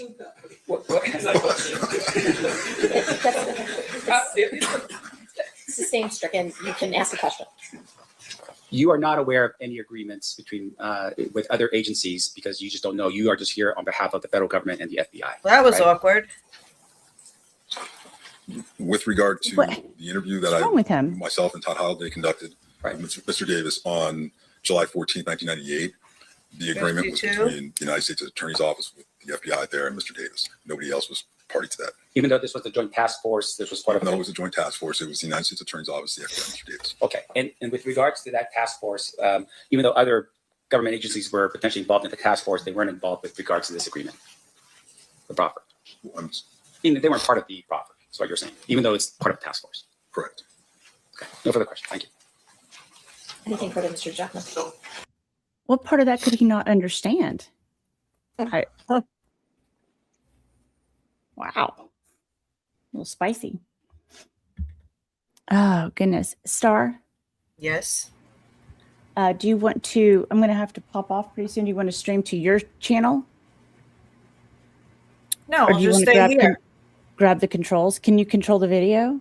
Or do you need to find it yourself? I have to just, I'll get to wherever we are in the video right now, and then I can, but somebody else is going to have to do bingo too, because I can't do, I don't know if I can do it all. You can't do it all? I can certainly try. Especially with Chucky. Jesus. Does Chucky want a link to come do? Hold on one second. I would do the bingo thing, but I'm going to be honest with you. I don't know how to play. You don't know how to play bingo? Like in this instance, like I don't get it. Really? Okay, so it starts with a regular bingo. So any straight line, no four corners ever. And then we go to the letter X on the card. In the middle? Is that the one in the middle? I just don't get it. X goes the two diagonals. Right. But they were using words that could be used in court or situations that happen in court to fill up the spaces. And so right now they're working on the X. So the one line has already been called. Obviously, those numbers are still in play. So you're welcome to play along. Okay. Babe said she could run it from chat. Yeah, Babe, because I don't have controls from my phone, so I'm on device You're on today. Court TV. Let me go to Court TV. Hold on. I am on Court TV. We are at because you could also call out words that are not yellowed out on the card. The only question I have about it is, in bingo, everybody has different bingo cards, right? Because everybody would have bingo, what I mean? At the same, they shuffle so that they don't have the same cards. There's extra words. So there's 55 words in total. So there's more words than there are boxes. So everybody has different stuff. And everybody's playing off a different card. I got you. Are we on day 3 or day? This is day 3 because it was a late start. Chat, just so I have the exact, because there's a bunch of. Maybe if I can see. Give me the timestamp. I can.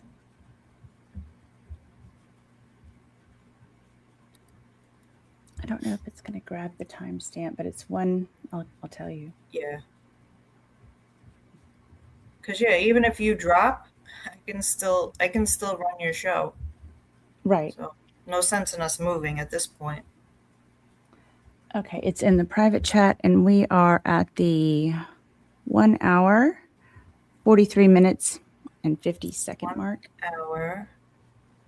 Come on. Yeah, so interesting. Yeah. Some of that I didn't know or didn't suspect was going to happen today. What the? How was this defense attorney here? I mean, he seemed sharp. I haven't seen much of him, but What was it, Rosie? 1 hour what? 43 minutes, 50 seconds. He's a character. Yesterday, one of the state's witnesses had to remind him. He's like, he kept asking this guy questions. He's like, if I answer that question, it's going to be bad for your client. Like, why are you asking me these questions? oh wow, okay, Yeah. maybe not.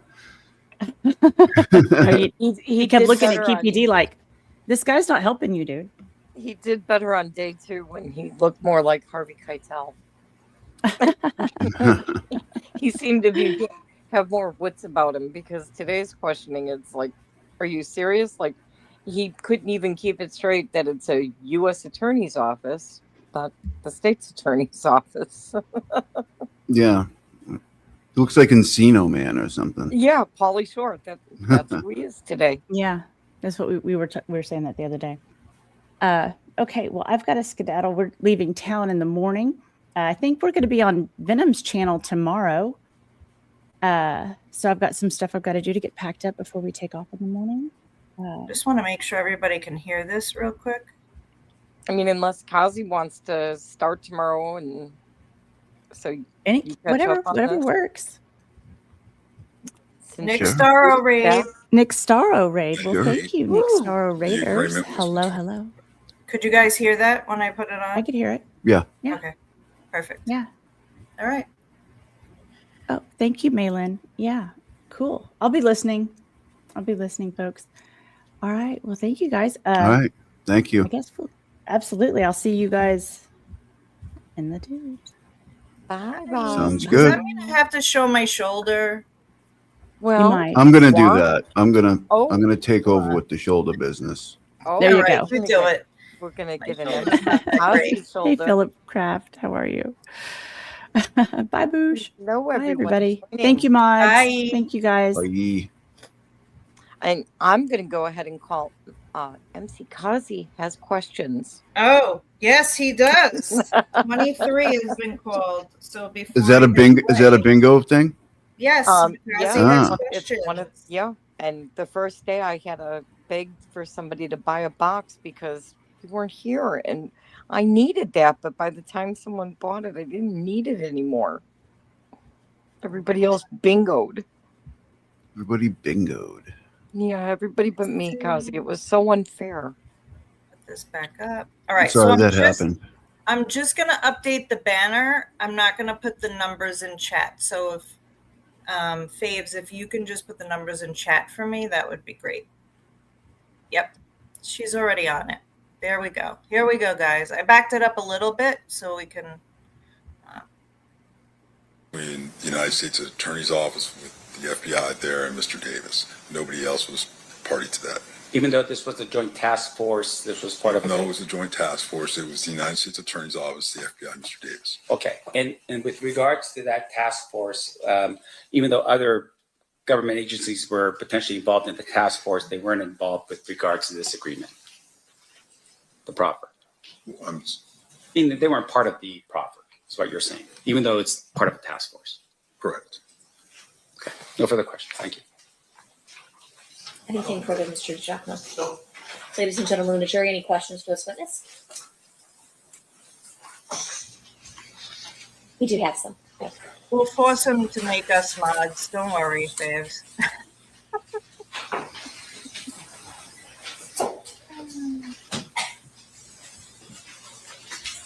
Two things, we'll just have to lay a biting on Kazi to get some mods in that can bingo. Exactly.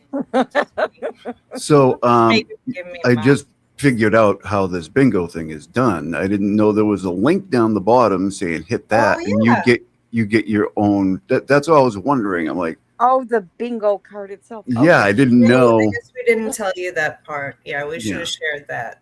No, So, it's okay. I just saw it on bingo link and hit it, and here I am with a card right now. So yeah. Do you want to? Yeah, and all the numbers called so number? far are on the bottom, so you can catch up. And if you get the X and you win bingo, you get a gift certificate to Rosie's merch store. really, one of those shoulder shirts or something. Yep. Maybe, yeah, and maybe she'll even autograph it for you. All right. Can't wait to win bingo. Here we go. Kazi's gonna win. What was the motivation behind the interview in jail or prison? Oh, you want me to go ahead and answer? Yeah. Okay, So probably they have these questions. I'm asking you to answer them. Okay, so the motivation behind the interview in approach the bench. Interview in Approach the 99. bench, number 3. We were following up on other investigation. Because when you go through the 302, you see we asked about several individuals. We actually showed them pictures of other individuals. A lot of times what we'll do is we were going back because he was cooperative and open before. We were attempting to see he would verify other individuals, perhaps identities and things of that nature of other investigative activity regarding gang activity in the area. Okay. And then did anyone with the FBI verify information given by Davis in the proffer? I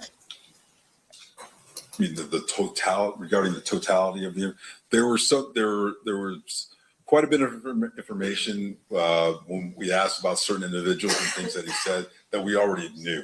So because he provided information during the proffer session, there wasn't a need to necessarily go back and verify because we had an idea about the answer to the question. Sort of like you ask a question that you know the answer to, that's how you know if somebody's lying. You start off with that, things like that, simple things, and then you kind of work your way in to other information. So there was a lot of information that we already had other corroborated information on. So when he's providing that information, we have a general idea whether or not he's being open and candor and truthful based off of other investigation, whether it's surveillance, wiretaps, witness statements, and things of that nature. And you might have already answered this, but it's the second part of the question, so I'm going to ask it. What information was followed up on by the FBI that was given in Davis's proffer, if you're able to disclose it? What information was followed up on by the FBI that was given in Davis's proffer that you're able to disclose? So, I mean, it's been 30 years. It'd be very difficult for me to follow up on every single aspect. Again, a lot of the information, because it's historical, some of these things that he's talking about went back several years prior to into the early 90s period. So he's talking about, prior drug transactions and things of that nature. Is very difficult or almost impossible to truly verify those types of things. Other things that he talked about, for example, like recordings that were played or photos that he was showing of individuals where he identified and said, this is so-and-so, that corroborates what, individuals that we know and things of that nature. So there were things that were done. Was there a specific checklist, a tasking list that was put out after that interview, the proper interview, to go out and say, go verify? That's really not the way we operate. Usually these files have hundreds of documents in them over the course of an investigation. There's hours and hours and countless hours of wiretaps and things of that nature. So we've got a very voluminous amount of information to go back and check and things that along the way. So at this point, he was already indicted, arrested, and basically going towards either trial or sentencing. The proffer agreement really was an opportunity for him to help himself on sentencing. And then for us to maybe, if he wanted to cooperate and things like that, to possibly open up further avenues of investigation for other individuals who weren't in custody or that were still under investigation. All right. Mr. DiGiacomo, any follow-up based on those answers and those questions? Mr. Stamp? No, you aren't. Okay. All right. Thank you so much. You are free to go. Thank you so much. Sorry. 16. Just leave them right there. Mr. DiGiacomo will pick them up. I'll grab them. Thank you. 54? Or those are exhibits. Where's the exhibit? Yeah, for sure. Yeah, I don't think they have an exhibit. They're under proof. Not before we do that. Maybe a question. Sure. Jerry had some good questions there. They sure did. I'll give 54. I don't think there was any exhibits from the FBI. I'll tell you that right now. I thought we were At this going time, to we hear are going to something. take a restroom break for 15 minutes. During this recess, you are admonished not to talk or converse amongst yourselves with anyone else on any subject connected to the trial, or read, watch, or listen to any report or commentary on the trial of any person connected to this case by any medium of information. Oh, we're not going on a break because we're far behind.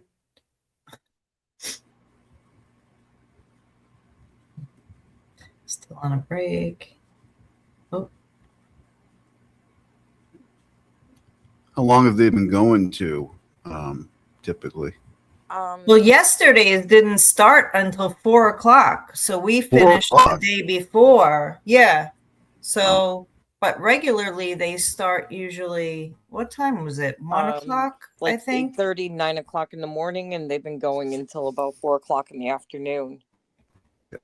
Their time, but they're 3 hours behind me. Yeah. They're in Pacific time. So, yeah. I think they come back right about now. So, let's see. Are we going to call jury sent out 54 or actually save that for? No, we can call 54 and 17 together. Yep. 54 and 17.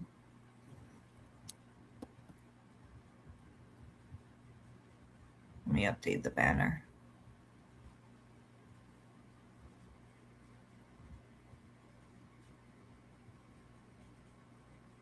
Keefe's having a little sidebar of his own there. Yeah. I'm speeding it up so we get some sound.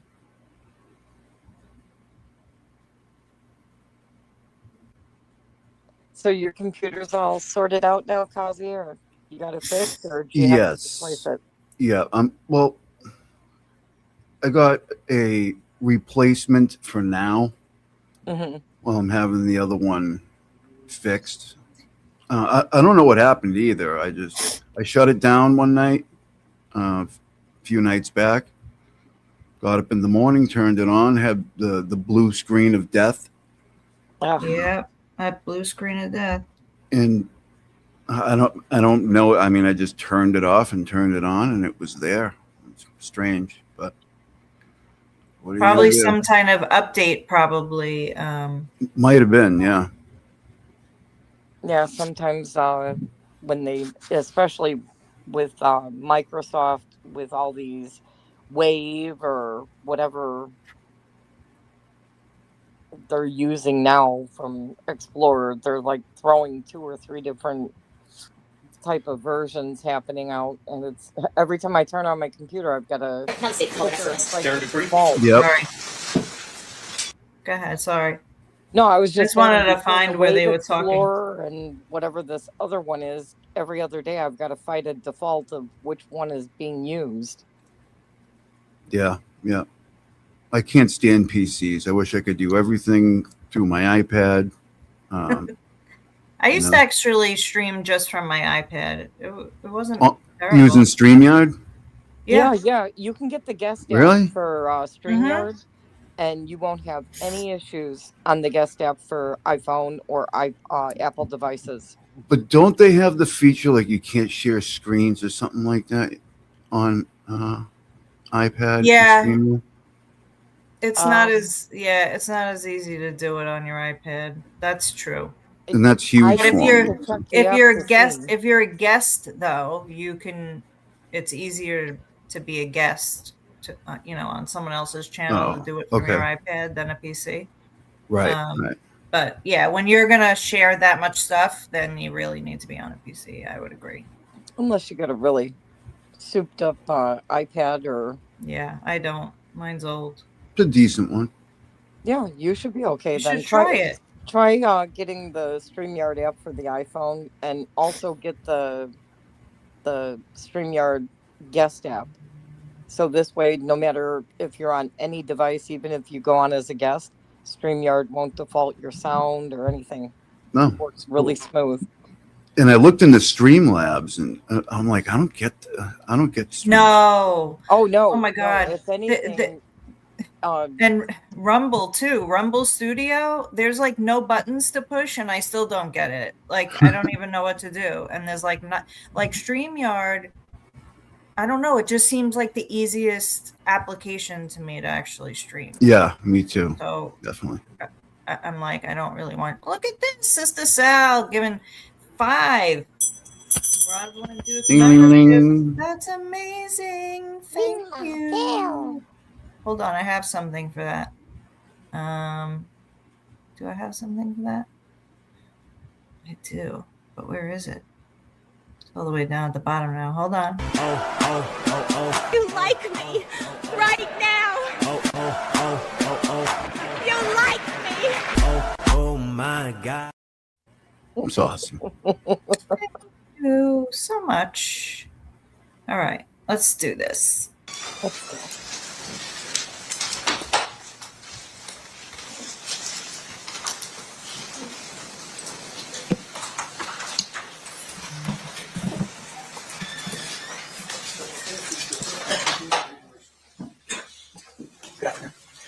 You solemnly swear or affirm the testimony you're about to give in this action, you shall be the truth, the whole truth, and nothing but the truth, so help you God? I do. Thank you for being seated. And if you please state your full name and then spell it for the record. Darren, D-A-R-Y-N, Dupree, D-U-P-R-E-E. Darren Dupree. Darren Dupree. Sir, I don't know. How did you used to be employed? I was a detective for the Los Angeles Police Department. How long were you with the LAPD? 33.5 years. And when did you start? LAPD. In 1990. And through the majority of your career, what kind of crimes did you focus on? Homicide, gang homicides. I'm going to direct your attention to approximately 2006. Were you asked to be part of a task force related to the Christopher Wallace murder? Yes, I was. And can you describe that task force for us?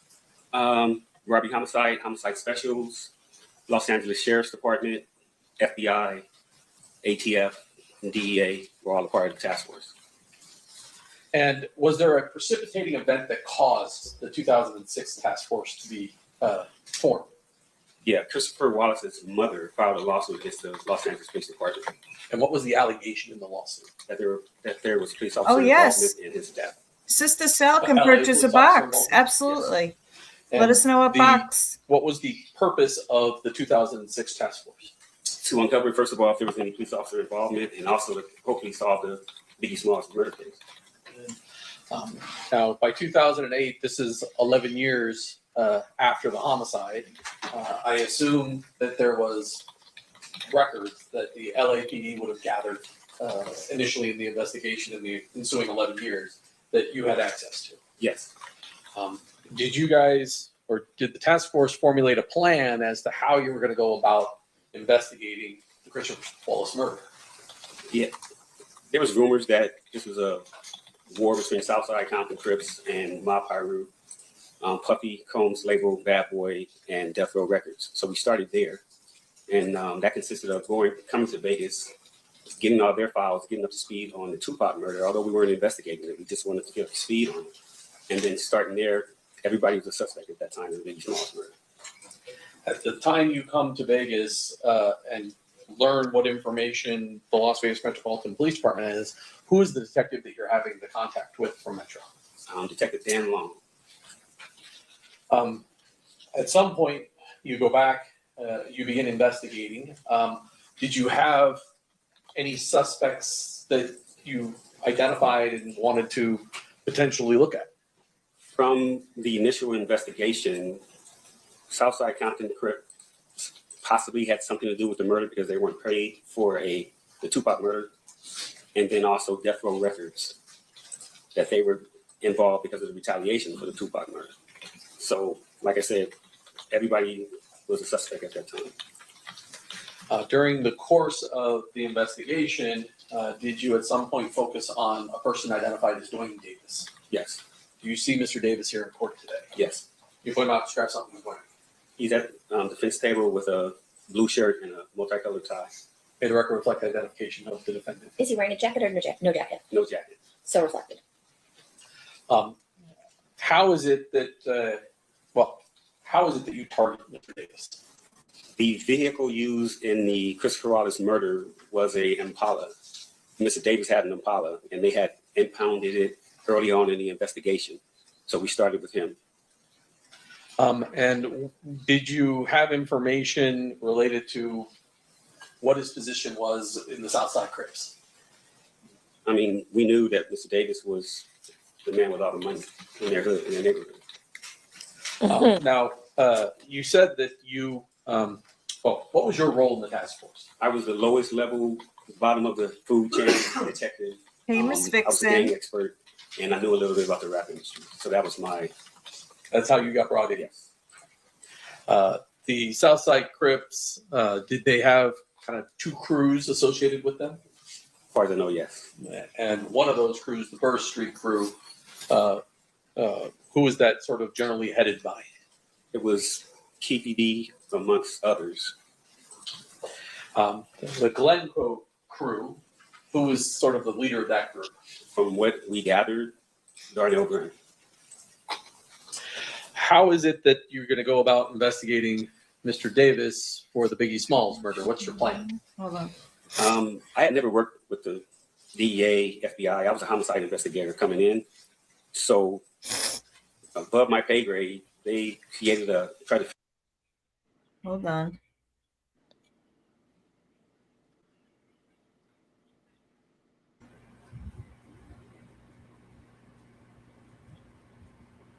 We're backing it up a bit if anybody is wondering that may be watching from X, because Rosalind wanted to know about the stunt driver girl in the gallery. Oh, okay. She said she'll go back. So I'm putting it back up a little bit. Here we go. Keefe D, amongst others. The Glencoe crew, who was sort of the leader of that group? From what we gathered, Darnell. How is it that you're going to go about investigating Mr. Davis for the Biggie Smalls murder? What's your plan? I had never worked with the DEA, FBI. I was a homicide investigator coming in. So I'll be right back. Above my pay grade, they tried to figure out a way to get leverage on Mr. Davis through narcotic sales. We would bring him in after we caught him with narcotics and see if he would work with us and give us information on the Biggie Smalls case.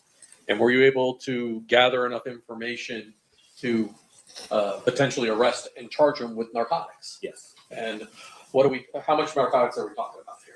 From what I remember, it was PCP, a gallon, and a kilo of cocaine, if I'm not mistaken. And with Mr. Davis's past criminal history, as well as that amount or weight of drugs, what kind of sentence was he looking at for that type of drugs? As I said, I wasn't familiar with the Fed system. From what I was told, though, that was a life sentence with the amount of drugs that were confiscated. So once you've gathered all this evidence, do you do anything to indicate to Mr. Davis that you've got your leverage? We met with him. And who was we? Me and Detective Greg Cady. And where did that meeting take place? If I recall, it was at Mr. Davis's residence, maybe in Rancho Cucamonga or Corona. I forget the location. And we sat in his garage and we advised him of what we had. And we get an attorney and we'll meet with you a couple days later in LA at the Fed building and we'll discuss it more. Now, was there a suggestion to Mr. Davis that he shouldn't use a lawyer by the name of Edie Fall? I don't know anything about that. Does there come a point in time when you wind up at a meeting with Mr. Davis and his lawyer? Yes. And that first meeting, what are you there to talk to Mr. Davis about? To show him the evidence that we had against him, the video surveillance that we had. We did a lot of surveillance on him to show him everything we had and what he was looking, to receive in as a case against him. So do you eventually wind up in a meeting with his lawyer in either the lawyer's office or a police station to talk to him about that? I think that first meeting was at the AUSA's office in downtown Los Angeles with him and his attorney and about 4 or 5 people from the task force. And was there your understanding as to what the circumstances of what you could and couldn't use against Mr. Davis about what he's talking to you about? Yes. And again, I'm just in the room. I've never even been in the AUSA's office at that time. So I'm just observing what's going on. Did anyone use the term, this is a proffer? Yes. And was that agreement between the AUSA? Do you remember that AUSA's name? Timothy C. Wright. And do you remember the attorney for Mr. Davis? His name? Wayne Davis. And so there was an agreement in that first meeting that this would be a proffer. Yes. And during the course of that, do you ask Mr. Davis about his involvement in the Biggie Smalls murder? Yes. And what is his response? At that time, he said, no, we didn't have anything to do with that. When he said we didn't have anything to do with that one, did that trigger anything in your mind as to what he was saying? When I recall, yes, with like that one. What do you mean? And then he said, we did the other one. He said, we did the other one. And so at that point, what did you think he was talking about? Me personally, the only other one was Tupac. But we had nothing. We didn't think he was. We were talking about Christopher Wallace.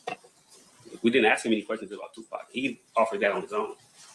And so when he does that, is there some discussion then of maybe having a conversation about Tupac?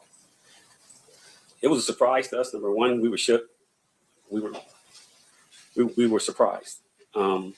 17 was called friend. I don't know if he shut that meeting down then to discuss what we were going to do. I don't remember, but we were surprised. Does there come a point in time when there's a meeting set for December 18th of 2008 to talk to Mr. Davis about the Tupac Shakur murder? Yes. In your understanding, was that still based upon the agreement between Wayne Higgins and the U.S. attorney that it would be a proffer session? Yes. At that point, before having this conversation with Mr. Davis, has anybody notified Las Vegas that Mr. Davis is going to be talking about the Tupac Shakur murder? Unfortunately, no. Were you present on December 18th for an interview with Mr. Davis about the Tupac Shakur murder? Yes. And did you subsequently learn, or previously learn, but subsequently learn that that conversation was recorded? Yes. Do you know who recorded that statement? One of the members of the task force, Bill Holcomb. Did there come a point in time where you heard that recording?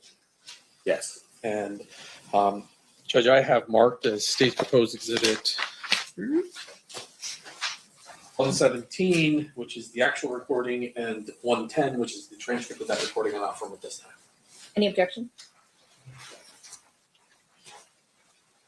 Just currently still lacking foundation with regards to that. The answer, the question that was asked was like, do you recognize the recording? Okay. Do you want to play? I can play part of that recording for. I'm going to call 25. Objection. Yeah, there's some walking in time, so we'll start Objection. 25. Yeah.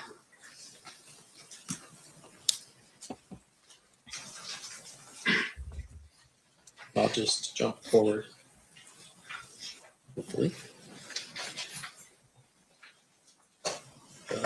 My volume off? People or his associates, that's not a concern to us. 25 was already called. If you had a full mic, we would have talked. Okay, does that sound like the conversation that was happening on December 18th, 2008 with Mr. Davis? Yes. And who was present at this besides yourself that you recall? The lead detective, Detective Greg Kading. Yep, I know, babes. He was mostly in charge. I didn't have it and me. That's marked on my paper here. As well? Wayne Higgins was there, and I'm sorry, so was Mr. Davis, of course. And do you recall where this conversation took place? You know what? I'll give 26. Objection, common sense. Wayne Higgins' office? I'll give 26 instead. 117 and 110. Did you want to show him 110? Just verify that is the transcript of it. Oh, you want me to? Well, that was the objection, was that the foundation wasn't accurate. And we talked I about love playing bingo now. Right? It's fun, right? Yeah. There appear to be a transcription of that particular meeting. It makes watching, just like a little bit more fun. Yeah, when it gets a little, stale as the testimony goes on, you're listening for words and stuff. Right. Yeah. So they will be admitted. You're going to be playing The bingo jury on is your going to on your channel. Here, I'm gonna go the play entire bingo thing. tonight down the street. Generally speaking, what was Mr. Davis's version of events as it relates to what happened with Tupac Shakur? Mr. Davis stated that his nephew, Mr. Orlando Anderson, was jumped and beat up in a club or in a hotel in Las Vegas after the Tyson fight. He came and told Mr. Davis. No, what Calvin. happened. They went looking for Tupac, Suge, anybody who was involved, basically, in the beatdown of Mr. Anderson. And they couldn't find him at first. And then they saw him, and basically, Mr. Davis had the gun at first, but they came up on the passenger side of Suge Knight and Mr. Shakur's vehicle, so he couldn't shoot across the driver. So he handed the gun to Dre in the back seat, Andre Smith. He was afraid to shoot. Mr. Anderson grabbed the gun and shot across Mr. Smith into Mr. Knight's car that Mr. Tupac Shakur was in with Mr. Knight. And did he tell you what kind of vehicle he was in? In a white Cadillac. Did he tell you what kind of gun was used? A 40 cal Glock. And did he tell you after the shooting where the car went? If you recall. If you don't recall. I don't recall. After receiving this information in March of 2009, does the task force sign Mr. Davis up as a confidential informant? Yes. And once you sign him up as a confidential informant, what is it that you want to do with Mr. Davis? Figure out ways to see if he's telling the truth about his story, about what happened. And so what do you do? Mr. Davis had a narcotics friend in New York by the name of Equan Williams, Zip. He said he could, this is a lot deeper than that. Sean Puffy Combs was supposed to have given money to Zip Martin to give to Mr. Davis for payment for Tupac murder. Wow. Fast forward, we go to Mr. Davis. He said he can rekindle that relationship with Mr. Zip Martin and get him to talk about the money that was given from Sean Puffy Combs to Mr. Martin that never got to Mr. Davis. And did you guys, or Mr. Davis, come up with a plan to get leverage on Mr. Williams, Zip? What was the idea? Me, Detective Katie. Unexpected ATF, info, Jim Black, 47. Unexpected info. Keefe D. 47. Mr. Davis flew to New York. So Mr. Davis can work undercover to try to rekindle that friendship and business relationship with Zip. And when Mr. Davis goes in to, do you remember the name of the club? It's called the Zip Code in Harlem. Does he in fact meet with Zip? Zip, he did, but from what we gathered from Mr. Davis told us, he passed him off to his nephew, meaning Zip passed him off to his nephew to do business with him. Zip had cancer or something like that. He was sickly. He said he wasn't in the business no more, something like that. So it didn't work. So he was unable to reestablish a business relationship and do a drug deal with Zip so that you would have leverage to then talk to Zip about what Mr. Davis. I'm just confirming the information is correct. What? You're just confirming that the information that you just were provided is what? I'm just confirming the information that he just testified to. So then, overruled. Oh, overruled. You may answer. Number 30. Yes, he couldn't Number rekindle the 30. relationship. And so you come back from New York. Yes. At some point, does the LAPD establish whether or not LAPD officers were involved in the murder of Mr. Wallace? We found out that there was not any police officer involved. And eventually, Mrs. Wallace's lawsuit is resolved. Yes, it does. At some point, are you directed to attend a meeting involving Wayne Higgins, Duane Davis, and Dan Long, the Las Vegas We have a Metropolitan bingo. Police Department investigator on Tupac Shakur? Yes. And on September 9th of 2009, did you in fact attend that interview. Yes. All right. So King Bob had the X. Did King Bob win already? Is he keeping it? As far as I know, this would be King Bob's first. All right. Congratulations, King Bob. We're going to move on to the outer perimeter. The entire 4 walls of the outer perimeter. And then, of course, if we get to it, full card after that. So keep your cards. And King Bob, just send an email to Rosalind and she will give you a gift certificate for her merch store. I'm going to update the banner. Hold on a second. Look at how good Brando lays in his bed, too. He's so nice and comfy there. Yeah. This is his favorite spot. When I'm streaming. It took him like a month to even get in this thing, but once he did, he's here all the time. It's so cute. It is cute. My dogs would be going crazy. Oh my God. They would be going absolutely bonkers. And was that recorded? Yes. This morning, did you listen to portions of that to confirm? He does not have the X. Oh. He was playing round 1, so we need to go back to the X. Bingo. Okay. The X is still in play. The X is still in play. You guys are just trying to confuse me. Got to hit all the buttons. That is in fact a copy of the 2009 audio recording. Yes. And if I approach, I forgot this one. Showing you 111. If you flip that over, take a look at it. Does that appear to be a transcript of that 2009 interview? Yes. Move to admit 111 and 118. Any objections? No objection. So admitted.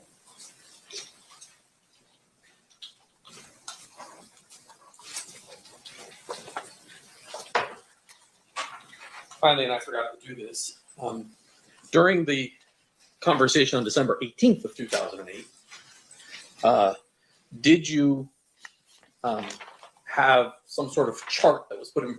No worries, King Bob. We appreciate the 2. You can buy a box now as well. Just let us know what box you want to buy for the $2. Just give us a number. In front of Mr. Davis, where he identified where people were in various vehicles. Yes. I'm showing you what's been marked as state's proposed exhibit number 147. Is that a copy of the chart that you had prior to the December 18th, 2008? Yes. Move to admit. Any objection? No objection. So admitted.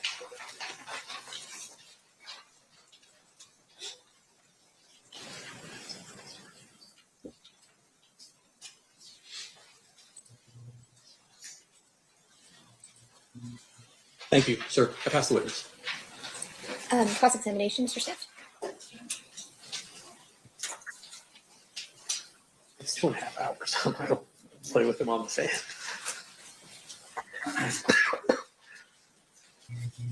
Mr. We had some conversations here about what you did on this case. Did you ever write any reports on this? Sure I did, yeah. When you say you're sure did you review any reports in preparation for your testimony here today? I think I reviewed one report. Which report did you review? It was a DEA 6 passing the case over to Las Vegas Metro. And with regard to that report, did you draft that report yourself? Yes. When you say it's a DEA 6, is that a form? Yes. Is that a form used by the DEA agency, I guess would be the Drug Enforcement Agency? Yes. Did you write any reports on your own with regard to what you did within the LAPD, umbrella or report writing? I'm sure I did. When you say you're sure did, are you telling us today that you don't know for sure what reports you wrote? I'm saying that when you have a cold case, a lot of reports are already written. So you interview people and you do a statement on it, but the majority, this was 2006 when we started, but the murders happened in 1996 and 97. So a lot of the reports are already written. So with regards to, you're classifying this as a cold case? Yes. And what is a cold case to you? It's a case that takes a long time to solve. And with regard to the cold case, which are you talking specifically about the murder here, the murder investigation of Tupac Shakur? I'm talking about what we classified Christopher Wallace case. I don't know if they classified Tupac a cold case at that time. I see. So you were part of the task force specifically on Biggie Smalls, which is called Biggie Smalls.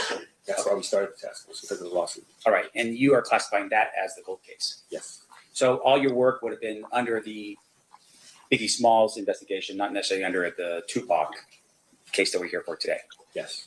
And so with regard to your actions on the Biggie Smalls case, a lot of what you're doing sort of blends into, at least some of it blends into the Tupac investigation, but that wasn't your investigation. No. That was Metro's investigation. Yes. Now, on the day that we're talking about here, and this would be under the recordings that you had from the 2008 proffer, did you set those up? No. Who set them up? Probably the lead investigator, Greg Kading. Okay. And with regards to Greg Kading, you guys hear that? Yeah, I heard the buzzing. In a task force configuration, might peel off with one person more than the other. So I would say me and him did a lot of work together. And with regards to what he is that he's also a fellow LAPD detective. Yes. All right. And so with regards to your being, let's say not part of the task force, were you ever his partner outside of the task force? I met Detective Kading at Wilshire Homicide. Wilshire Homicide is the area that Christopher Wallace was actually killed in. Robbie Homicide inherited the case or took the case because they had more resources to work. Me and Greg worked together at Wilshire Homicide. Greg Kading started this task force, and he brought me over years later to this task force. I see. So up until that point when he brought you over, you guys weren't partners? No, he was working narcotics. Greg knows the narcotics FBI DEA system 22. very well. I didn't. All right. It And makes so sense. in terms of your awareness about the Tupac investigation, 22. when it makes did sense. when were you That's first the made aware of purchase. the Tupac investigation? Through the media, as soon as it happened, right? Everybody knew about that. And in terms of though your involvement or the official, are you telling us it's at the time of the proffer that you become sort of more involved in the Tupac? At the time that Mr. Davis offered the information that he offered is when we even thought about doing anything with Tupac. But isn't it true though that you actually were more aware, you actually were that Detective Long was the Metro detective on this case as early as 2004? I didn't start it until 2006, so I just knew he was the investigator assigned to the case when I got there. I see. So as of 2006, you would have been aware that Detective Long was the investigator from Metro? Maybe 2006, 2007, when we decided to come out to Vegas and gather intel on the Tupac case, just for investigative reasons. Okay. And with regards to your participation in the task force, was there a name for the task force? Christopher Wallace Task Force. Okay, so it's the Christopher Wallace Task Force. And you first contact Mr. Davis on, looks like November 21st, 2008. Is that about right? I don't remember the dates, but okay. Now, in terms of your, you're saying though that your review of the evidence in preparation for today's, or your reports in preparation for today's testimony just consisted of the DEA 6 form? Yes. Oh, now, King Bob, she's gonna love you for that one. At the time of November 21st, 2008, you and Greg Kading are the ones who initially contacted Mr. Davis, right? You didn't do it by yourself. No, me and Mr. Kading. Okay, and you basically advised him at that particular point that, he was potentially looking at an indictment for narcotics. Is that right? Something to that effect, yeah. Yeah. And once again, you're doing this because you are targeting Mr. Davis because you believe he may have been a suspect in the Biggie Smalls murder. Yes. Okay. Now, at some point, I would assume in the future, you're going to tell all of us that he was no longer a suspect in that murder, right? That's correct. You found information that were indicating that the car that was potentially the car used in the Biggie Smalls murder was not his vehicle. Maybe somebody else was there. And there were some issues with regards to his location that he wouldn't have been the one to be the shooter in the case. Whatever the reasons, I just know he wasn't involved in the Biggie Smalls murder. Okay. And then with regards to your conversation with Mr. Davis, when you had that conversation at his home, you talked about being in the garage of his home at Rancho Cucamonga. Is that what it was? I forget the city, but it's southeast. Okay. That's where he lived at the time. And you had at some point told him that maybe he should retain an attorney to handle the issues because he was going to be dealing with the United States. What, Venom? I just thought of the movie Friday and Next Friday when they said Rancho Cucamonga. Oh. I don't know if you've ever seen it with Ice Cube. No. I was worried because I'm like, now the dogs are barking at the landscapers, so this is going to get ugly for me. So I would be on mute. Okay. Do you need a sidebar? No, I mean, there's nothing I could do. They're not going to stop barking, unfortunately. Okay, well, let them bark. We don't So hear I'm 'em. just going to go on mute. All right, I'll hit play again. All right. Attorney Timothy Seawright. You remember having that conversation with him? I don't think we threatened him or anything like that. We just advised him that, hey, man, we got some information, we got some things that you're involved in, and we need to talk to you. So we need to meet with you, with your attorney at the AUSA's office. Now, at the time that you had that conversation with Mr. Davis, you advised him that not to bring his attorney, which would have been Edie Fall, to that conversation, right? No. You advised him to actually bring this other attorney, Wayne Higgins. That would have been a brand new attorney for Mr. Davis, correct? No, I didn't even know Mr. Higgins at that time. Now, in terms of your, the meeting, Mr. Higgins shows up with Mr. Davis, and then there's a conversation between Mr. Higgins and Seawright regarding the proffer agreement, but that wasn't with you being present in the room, fair? No. Okay. Now, you had, though, at some point being informed that there was a proffer agreement, and then there was follow-up interviews that occurred as a result, right? That's correct. So this is just not one interview. This is multiple interviews. Yes. Now, can you tell us, for instance, how many interviews there were? That I was involved in? The first meeting at his house in the garage. The first meeting with the AUSA, and then the meeting at Wayne Higgins. But mind you, like I told you, I flew to New York with Mr. Davis. So we were out there for 3 or 4 days. I'm talking more about specifically the actual meetings in which you're sitting down and asking questions of Mr. Davis. Two. So that would be the initial meeting with United States Attorney Seawright in the room. And then the second meeting was, I'm sorry, at what time? That was with Mr. Higgins at his office on Wilshire Boulevard, if I'm not mistaken. I forget the date. Okay, would that be October or December 18th? 2008. 2008. Yes. Do you recall actually being involved in a meeting or being knowledgeable of a meeting that took place on December 1st, 2008? No. How about a meeting that took place on January 7th, 2009? I don't recall. No. How about another meeting that occurred on February 11th, 2009? I don't recall any of those dates. Okay. I just remember the three that we dealt with. Right. And once again, you're refreshing your recollection off of a DEA 6 form, correct? No, I'm refreshing. Did you see Keefe D smirking? He's got a slight smile on his face, like, haha. I actually didn't notice it. Hold on. Yeah, he's smirking. Right. I don't recall any of those dates. Okay. I just remember the three that we dealt with. Right. And once again, you're refreshing your recollection off of a DEA 6 form, correct? You think that's a smirk? Recollection of my recollection. Yeah. 30 years later. They go close on him again. He's And got a. about 20 He's got minutes. He's Right. Yeah, it looks like Which is amazing. looks like one to me. Thank you. But let's just make Cosby. sure we're clear. I want to make sure this jury understands that you're I mean, it refreshing your recollection of definitely a DEA isn't 6 resting bitch face. I No. told you the no. DEA Like 6 he's- form like he that I saw has this been. morning was Yeah, no. transferring the case from the DEA to Las Vegas Metro. That's all that's it this morning. All right. So this is all purely off of your recollection from 30 years ago. Well, 17, 18 years ago when we got it. The Okay. case is 30 years ago. So Right. we had it in 2006. And 20 murder trials later, That's right. you're refreshing. Okay. So let's keep going through it. So your testimony here is that He's trying to at say, the time like, of your the memory meeting on can't be December this good. 18th, Yeah. 2008, you were present for that meeting. Yes. And the other people that were Is it me, or did you guys feel like he just said your memory can't be that good? But some people's memory can be that good to remember 18 years ago, you know?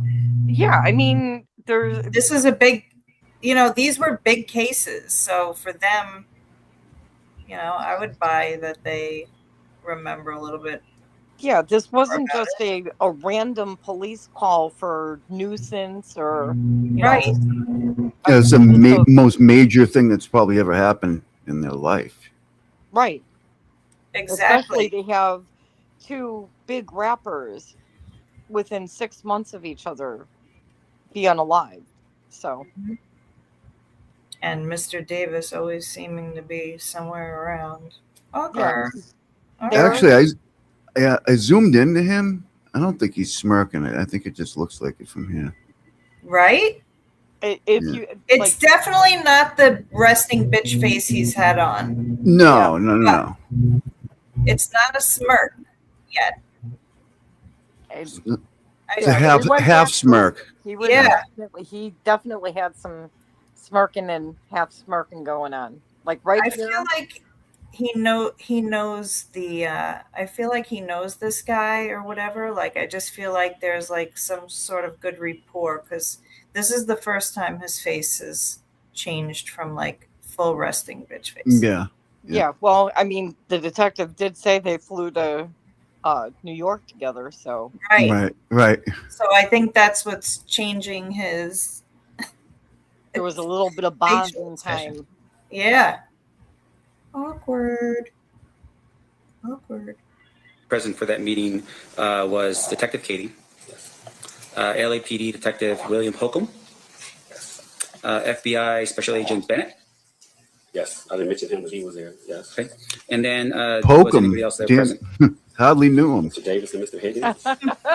And then outside of those, was anybody from the United States Attorney's Office present? At the first one in 2008, I think, not in 2009.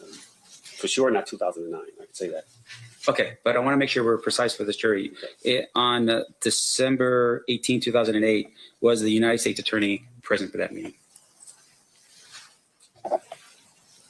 Yes. Now, in addition to that, the recording that had occurred and the one that you've introduced into evidence in this case, was that a recording to which Mr. Davis or his attorney knew about?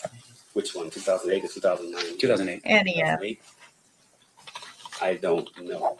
Okay. I didn't know it was being recorded either. Sure. And with regard to the FBI special agent that was there, are you aware of what's called a 302? Yes. What is a 302? Oh, I just caught the side eye. They write out kind of like the DA6, kind of. Yeah. 35, and in terms of how the 302 works is they don't side actually eye record information with recorder. They actually just write things down into the 302, right? That's correct. In this particular case, was Special Agent Bennett aware that there was a recording? I have no idea. Now, in addition to that,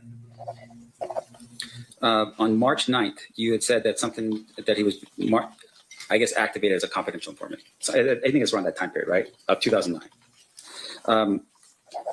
Between what time periods did Mr. Davis give information to LAPD as a confidential informant? Do you remember? I don't remember how many times we met or how many times I was involved in speaking to him, but it's just those 3 times. The first time in his garage, 2008, 2009, and then when we went to New York. That's all my dealings with Mr. Davis was.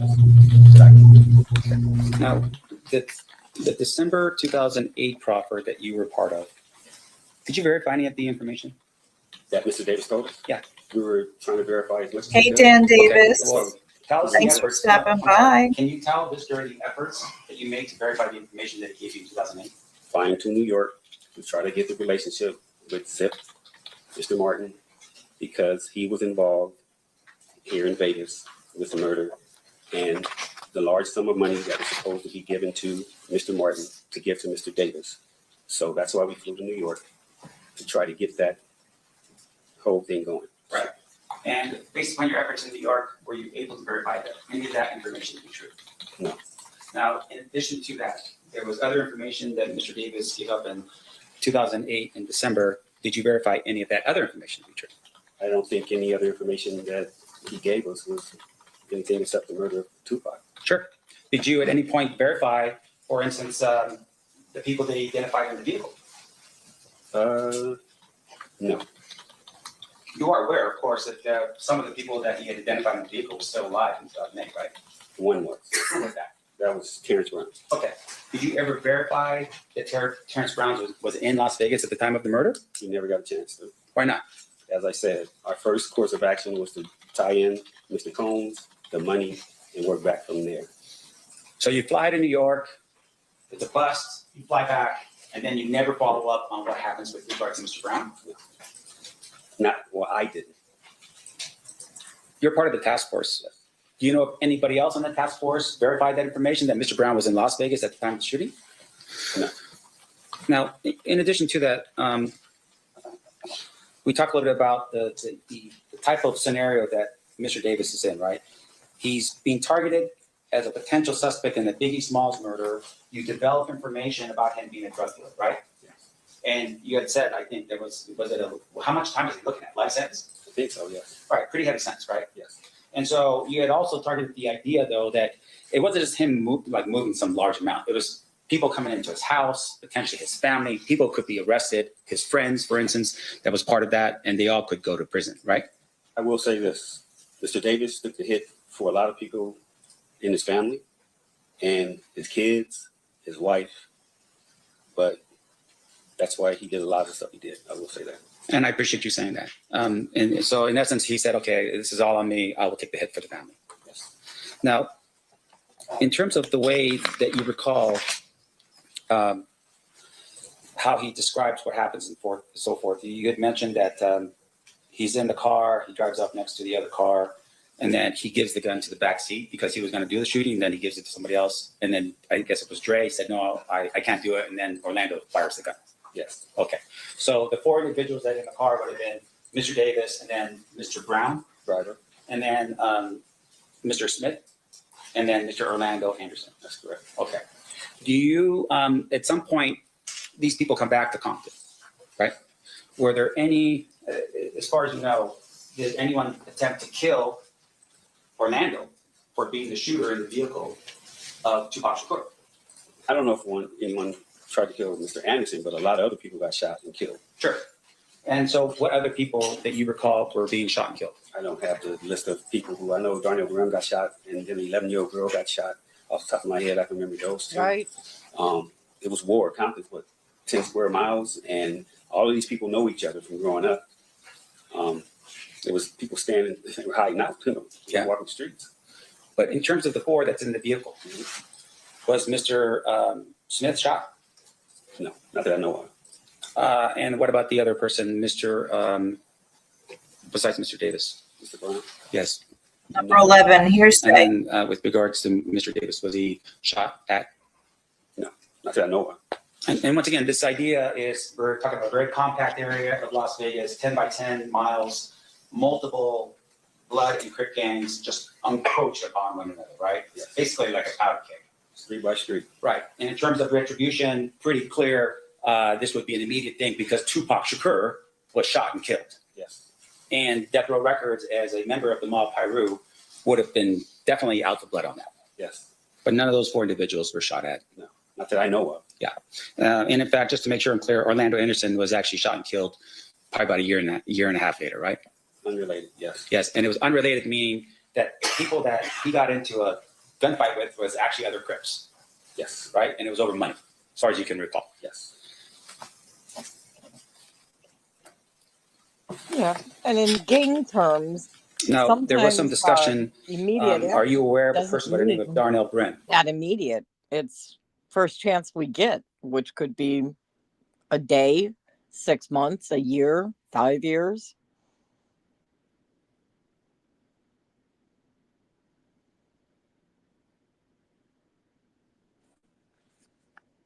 I couldn't hear you at the beginning, Venom, and then I was talking to you on mute.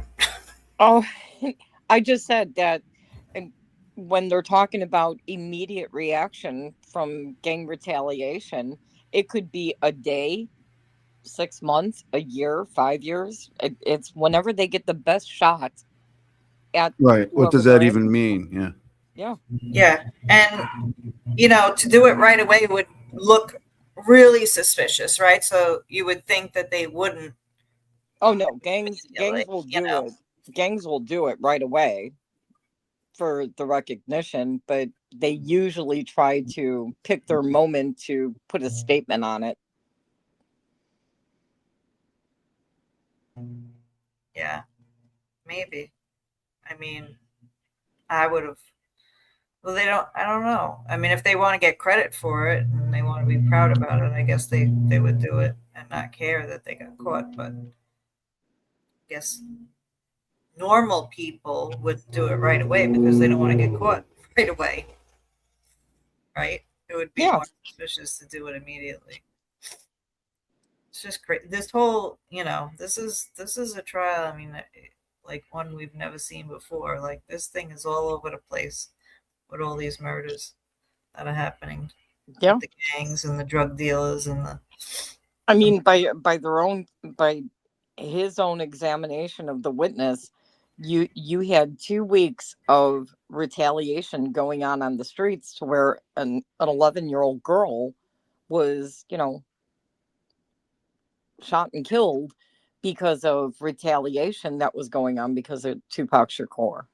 So, and the immediate action from Orlando being beat up and Tupac is dead. I mean, it did happen right away. So yeah, I get what you're saying with the gangs. And I mean, but he never got caught, which is, interesting. And now he's deceased. So who knows, but too many casualties. That's for sure. Yeah. I wonder if any of them get solved. I really do. Like, I really want to look back at like some of these cases and see if these officers and detectives have really ever solved any cases. It makes me wonder. Well, I could say Biggie's Diddy's gonna have a whole lot of eyes on him again. Yeah, that's for sure. Awkward.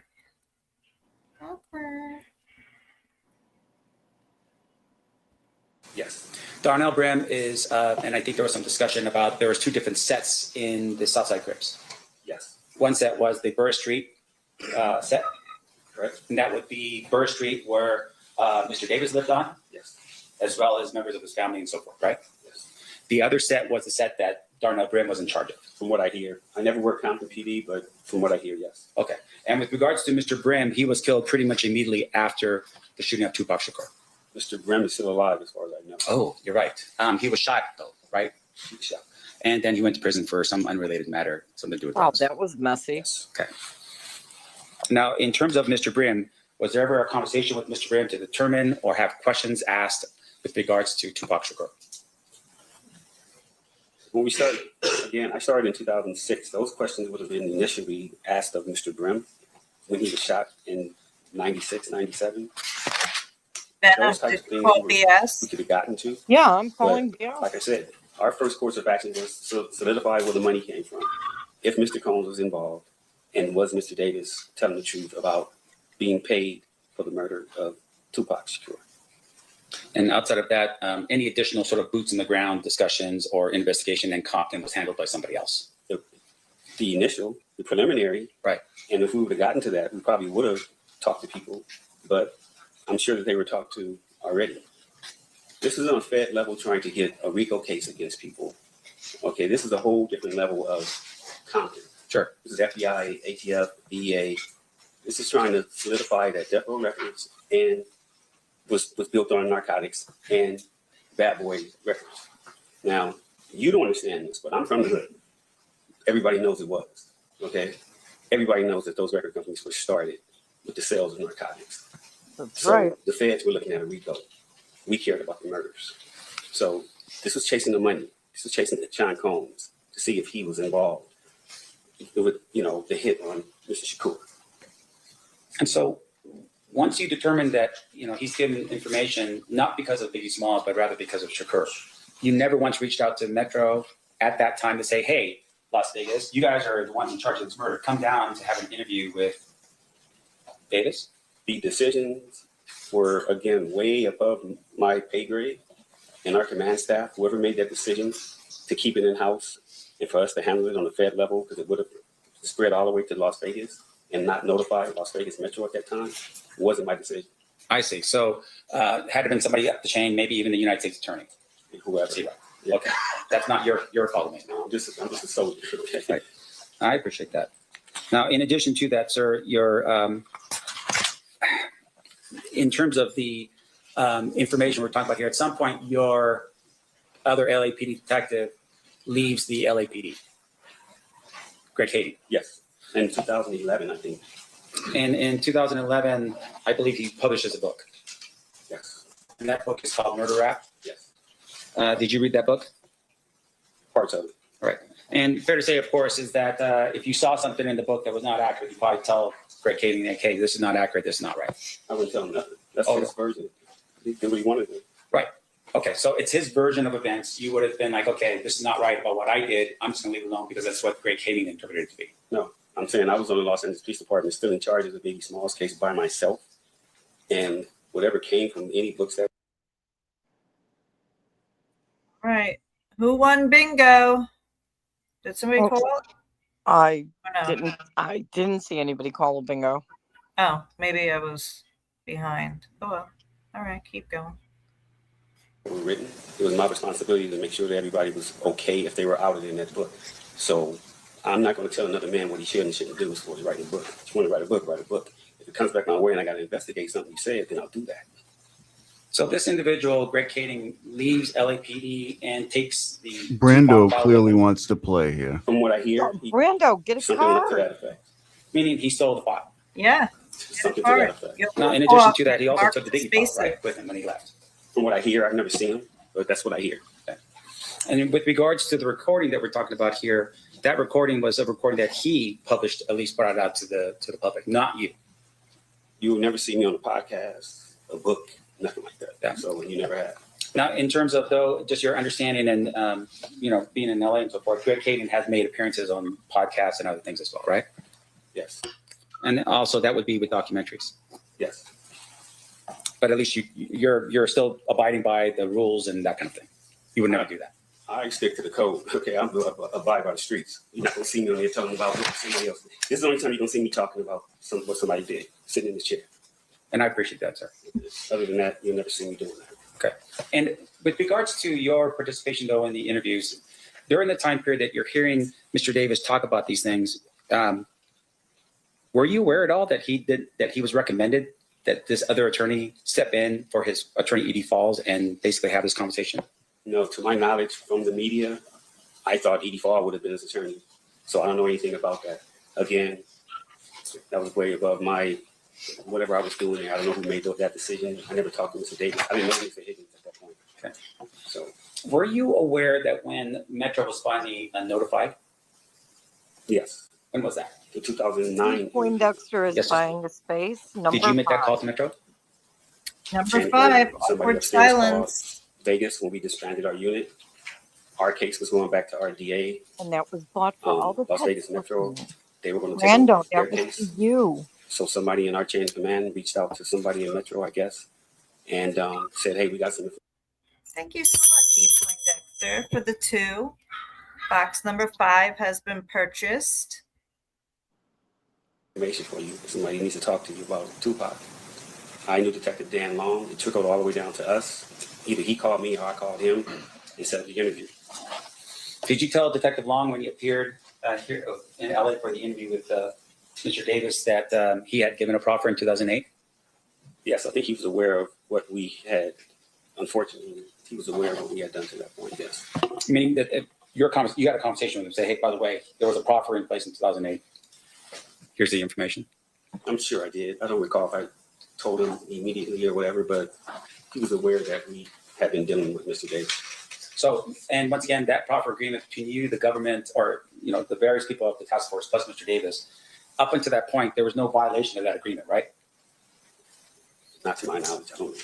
Right, meaning that, for instance, Mr. Davis didn't do anything that would say, hey, you violate the terms of this agreement. No, I never used that term with him. No. Right, but at the same time, your higher-ups felt at this particular point, yeah, give the information that you just learned about Mr. Davis from 2008, give that to Metro, right? Yes.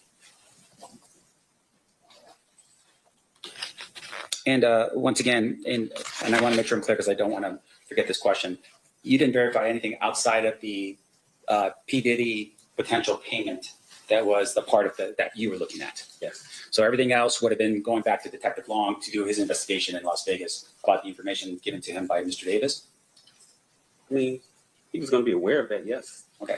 But once again, that was already out, a possibility. Just hearing Mr. Davis say it kind of solidified it, that we need to look more into this part of it, instead of it just being Tupac getting killed, Death Row, and Southside, they were involved.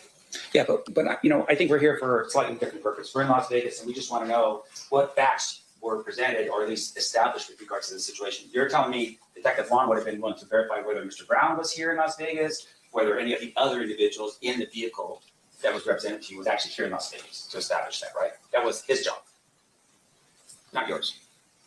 Yeah, on the murder. Right. Yeah. Right. Asked and answered. Number 4. Oh, now there was some activity that happened in Compton. I just want to make sure I'm clear. You weren't part of any of the investigations in Compton with regards to the gang issues and so forth. You weren't part of that. No, that would have been somebody else from Compton. Compton and Metro and whoever else. Okay. You know, I just have one. Yeah. Courts and Dolphins, sure. I'm going to give you guys what is happening. What is happening? Number 53. Your Honor, I pass the witness. Thank you. Okay. Any redirect, Mr. Duckman? Just briefly, you brought up the fact that Mr. Davis said, basically, Sean Puppy Combs solicited. Hold on, because I think that's going to be juicy. Buying box number 12. Host needs a sidebar. I do need a sidebar. Oh, you need a beverage. I could use a beverage. Well, go get a beverage, and me and Kazi will chat it up. Hold on. So 12 and 53. Thank you so much for the 2. Dave. You are the best. I'm going to get a coverall before this X ever happened for me. So thank you for whoever bingoed. I'm getting there myself. Well, right? 12 and 53. So let me just update this real quick. 12, 53. Oops. I can't believe I don't remember hasn't been right.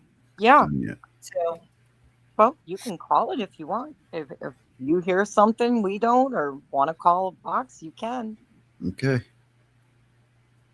Oh, Fabes has the X. Oh, is that? Did she just win the X with her? Yes, she did. She called bingo. Yay! All right, so we're finally moving on from the X. Let me. Yeah. Now we're going to the. Or no, we were on the picture frame. The picture frame. No, we went back to the X because. Oh, that's right. Yeah, King Bob, my gosh. So now it's the picture frame. So, and Robin, which is all 4 side walls, all 4 side walls, the round robin, or big rimmer, whichever you want to call it, big rimmer. So, Kazi, with the Boston courts, do they allow? I've watched the Karen Reed and Turtle Boy stuff going on, but do they allow this much testimony to go on without interruption? What do you mean? Well, I mean, some of these witnesses just outside They go of the on detectives and or on. the I mean, yeah. I mean, it depends on what, who the judge is. I mean, some of them just let them prattle on, and obviously if it's direct and it's different than cross, but it all depends. Yeah, it really just all depends on the judge. Vegas is this case anyway is amazing me because the judge pretty much sits back. The attorneys aren't objecting very much. And I could see the detectives or the feds having some leeway with answers, but they had a witness on that she was just rambling and going about her testimony. She gave her whole story in 1 or 2 questions about. Yeah. Well, the thing is about that is, I mean, I feel the judges around here, it's no secret that they're awful. Yeah. And, judges should be just calling balls and strikes anyways, right? Right. I thought that's pretty much what they're supposed to do. Yeah. If the lawyers aren't going to object if somebody's rambling on, or they're not going to object to anything, it's not really up to the judge to be like, hey, you know what I mean? they're just there to kind of keep things, you know, balls and strikes. They keep it fair and stuff like that. Right. You know, like, you know, Judge Bev many times would be like, do you want to object, Mr. Lally? Yeah. I mean, that's ridiculous. I mean, you can't say that. You, like, wake them up to be like, oh yeah, I should probably object here. Like, no, that's not how it's supposed to be done. Yeah. And you know,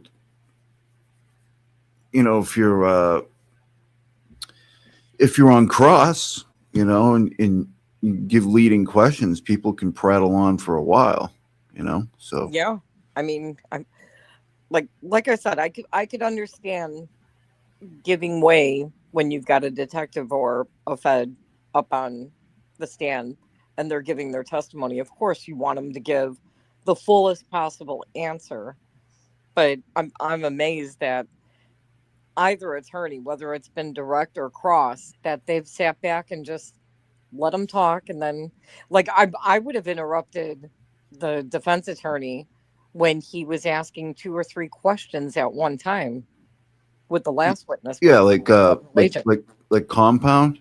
Yeah. I mean, how do you get an answer when, you know, you're just firing off boom, boom, boom, boom? Right. So when you were in the car that night, were the windows tinted? Were the wheels original rims, and how were the tires? Like, it's a compound question, you know. You got to break it down, Mr. Jackson. You know what I mean? So he was always worried about form more than anything, you know, over substance. You know, you need to break that question down, you know, Mr. Jackson. Like, it was all about just like the form of the question and not the substance. You know what I mean? She was just terrible. Yeah. I stopped watching early on when I heard her, like, just the comments that were coming from her. I was like, oh my God, I can't. And I was going to just go back and restream it straight through when it was all said and done. But then so much was happening that you had to tune in for some of the craziness, even though I didn't follow day to day. But it didn't matter. It was like a one-off thing every day, you know. She just always was butting in. And then, you know, with the first verdict, it's like, how do you ignore what was written on the paper? Well, yeah, and it almost happened very close to happening a second time. Right. And she wasn't going to do anything about it then either. I mean, I've never seen anything like it. You know, Judge Gull up in Delphi was certainly worse, but nobody saw it. You know, we just know what happened. Yeah, it's more behind the scenes and trying to at least keep it on a DL level, where Bev was just like, I'm letting y'all know this is me. And the thing about the stating objections is wild. Yeah. She didn't want anybody stating the reason for objections. You can object, just don't tell us why. Right. And then you would have to sit there and guess why she overruled it, you know what I mean, or sustained it. So if that goes to appeal later on and they have the transcripts, how do they even know by looking at that what she's talking about? Yeah, what are the grounds? You know what I'm saying? Objections, why the ruling? Yeah, right. Like, it's backwards. It's just so many things wrong about that case. And despite all that, she was acquitted. Yeah.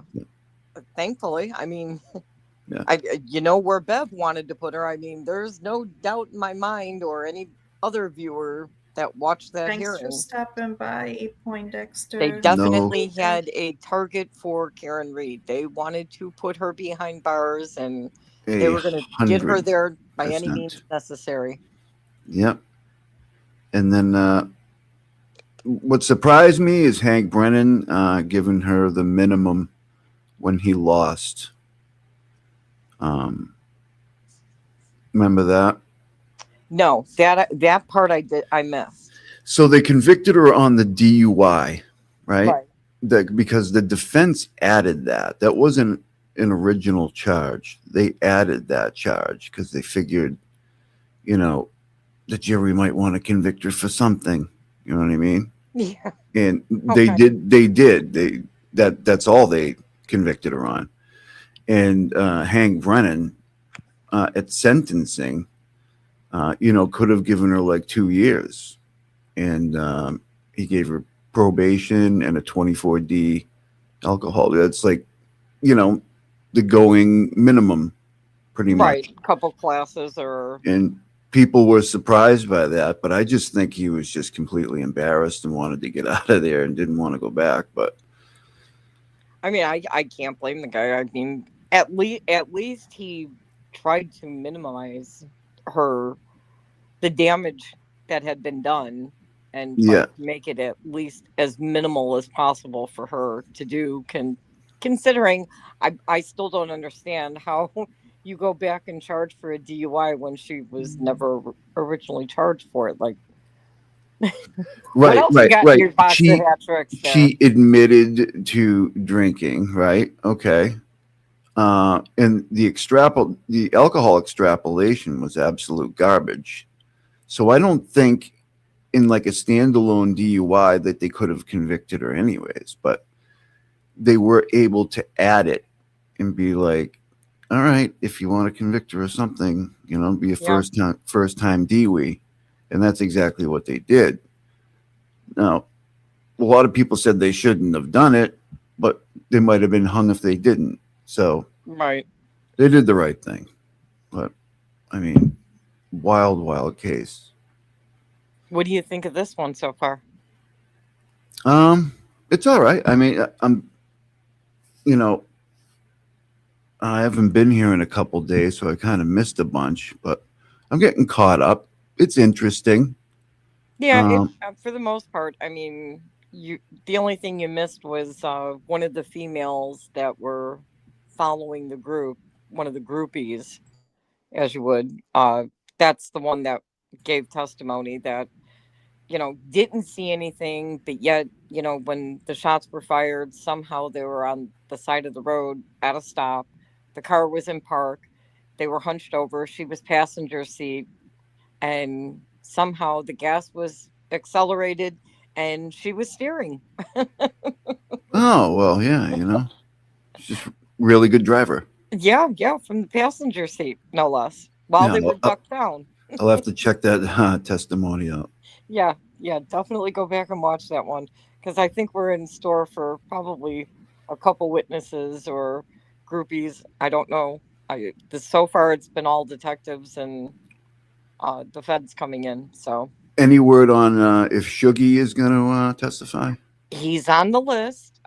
He gave a statement to TMZ a couple days or a day before the trial and had said he had a book dropping and was going to delay it till September, but he feels Keefe should spit up the other names that he's been holding back, and still says, he isn't gonna, he's not about snitching or testifying. But I mean, I would imagine he's there. He's on the witness list. I'm sure they will call him.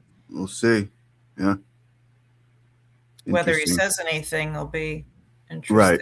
Or if he's going to pull the one of the witnesses. What was it yesterday? The guy who was subpoenaed to come in, and he basically, instead of just saying I don't know and I don't recall, he's like, you don't want me to answer that because it hurts your client. Like, he kept saying that, and it was like, why don't you just use I don't know or I don't recall instead of saying I'm not going to answer that because it implicates. I don't know if that's proper to say. Maybe the judge should have been like, hey, right? I mean, you don't get to say that. That's could be prejudicial to, you know what I mean? Like, and then at the end of his testimony, he was like, can I have a moment? And like the whole courtroom stops, and he's like, he's talking like straight to Keefe D, and he's like, I'm not gonna say some of this stuff. I don't want to be the one who puts you in prison. And I mean, He's talking to him like that, and yeah.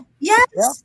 Oh, that's wild. You have to go back to yesterday and see that Is wild. It was one of the security guards. It was crazy. I was like, wow. I've never seen anything like this. I've never seen anything Like in the witness box, like Yes. talking to the defendant. Yes. Yes. Directly Hey, saying, Keefe buddy, man. You know what I mean? I wasn't going to answer that shit because, you know what I mean? Those and questions.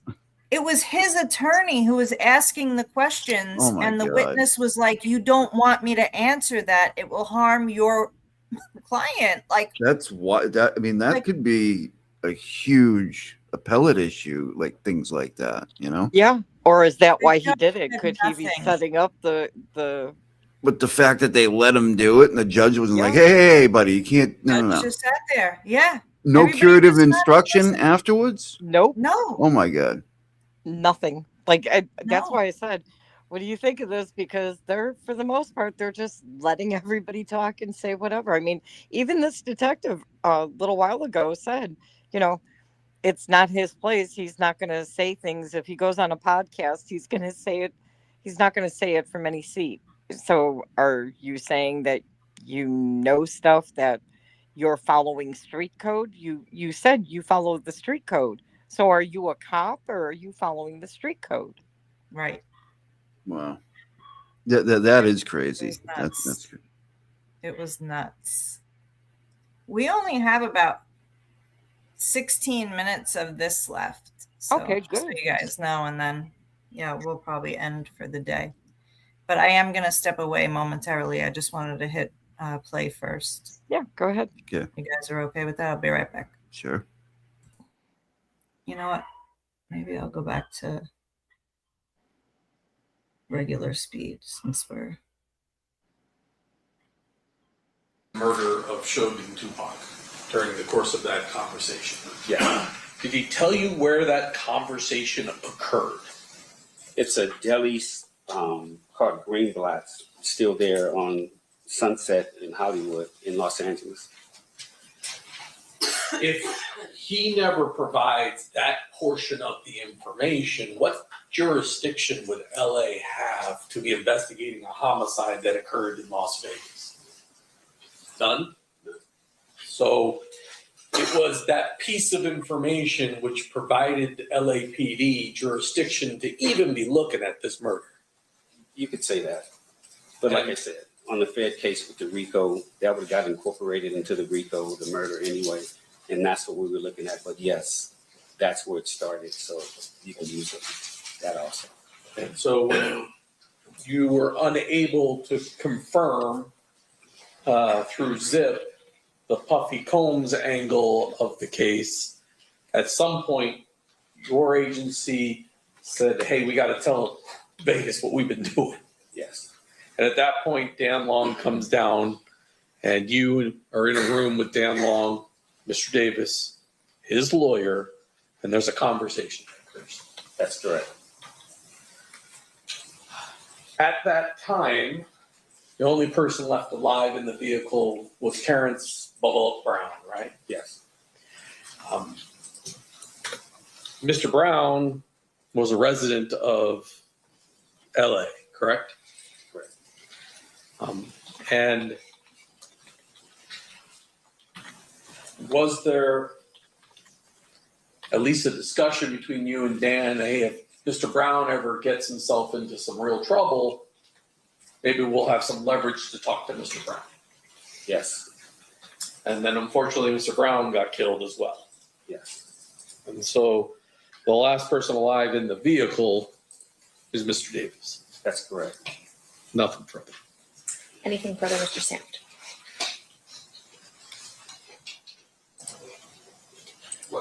Okay, so what investigation with Mr. Brown have we talked about? You wouldn't be able to verify information about where he was, whether or not he was in Las Vegas, right? You're saying. You, with Mr. Brown. We wouldn't be able to? Yeah. We could have, I guess. Right. We got to that, yeah. Sure.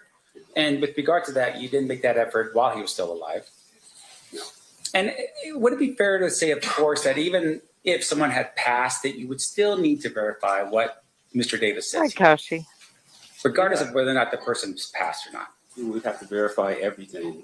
Right. And like I said, the start of it was Sean Puffy Combs. So that's where we started.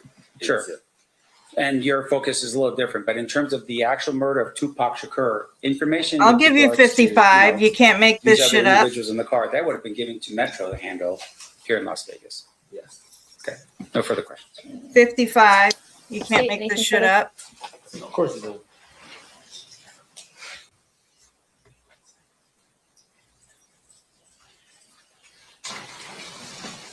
Oh boy. Here's one follow-up. In your 34 years, 20 homicide trials, ever made a case on a guy confessing to a homicide? Yeah, I've had a couple confessions. Yeah. When you were talking to Mr. Davis and he's telling you what he's telling you, did you have reason to doubt his version of events as it relates to the homicide itself?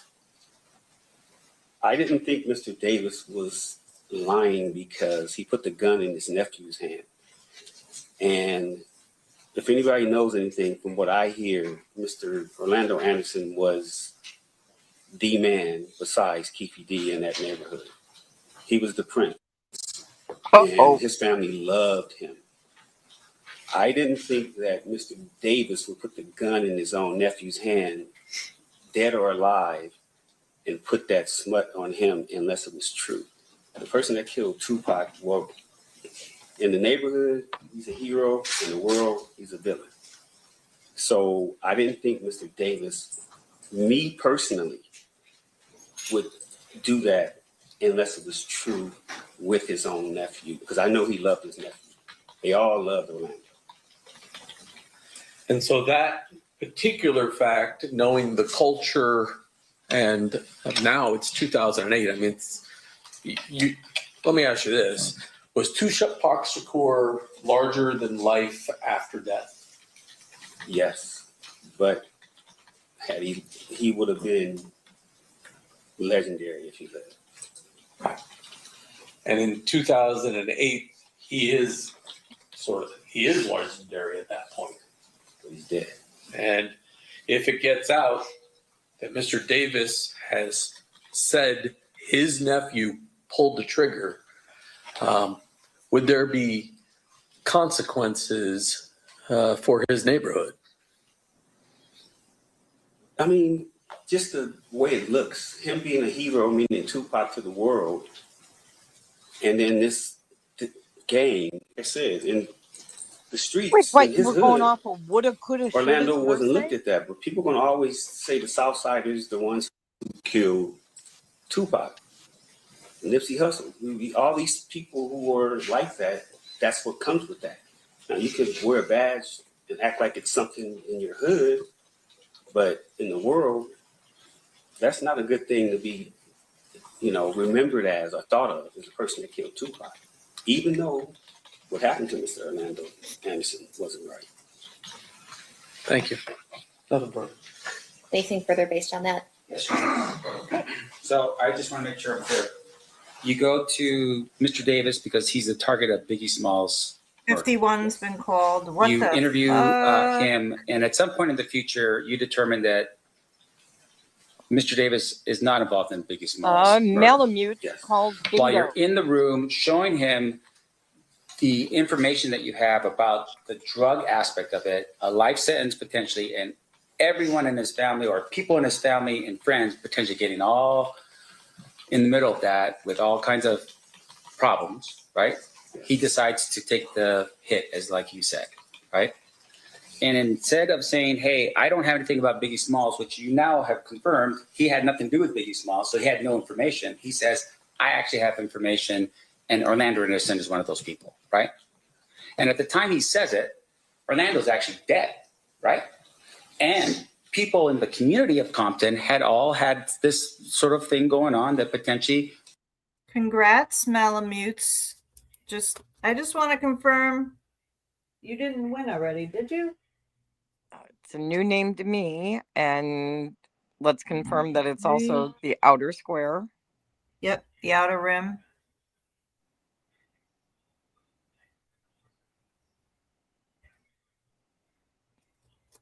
And that means we are moving on to full card. We are moving on to full card. Which Kazi and Brando over there might have soon. Oh boy. Oh boy. I mean, there's only 1, 2, 3, 4, 5, 6, 7, 8, 9, 10, 11. No, 10. I 10 need 8. words lit. 10 words left on the entire list. And I need 8. Full card. We're going to full card. We are on the full card now. Full card money. Card. Yep. Malamute won the outer rim, and we're going for the coverall. Yep. All right. We only got what? 8 minutes left. Yeah. Let's see. We might be able to do it. We can get to full card. Orlando Anderson was involved in the murder of Tupac, correct? Correct. So that information was available to Mr. Davis when he gave you that information, right? Yes. But once again, you were targeted for Biggie Smalls, and there was no information that would say he was involved in Biggie Smalls, so he couldn't give you any of that information, right? No further question, John. Anything further, Mr. DiGiacomo? Okay. I've lost track of how many redirects we're on. So, all right, you're okay, guys. Any questions from the jury? Looking at that side of the box? No? Okay. Oh, we do have one. Okay. There's a few.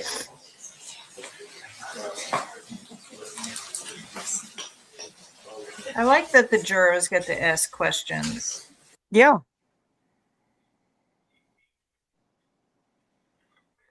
I mean, they're asking some, at least Good the last questions, three yeah. were good.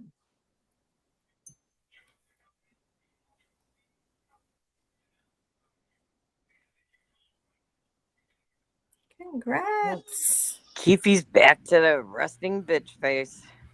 Do you guys remember the Jodi Arias trial? Oh, yeah. Yes. Oh, my God, that was a doozy.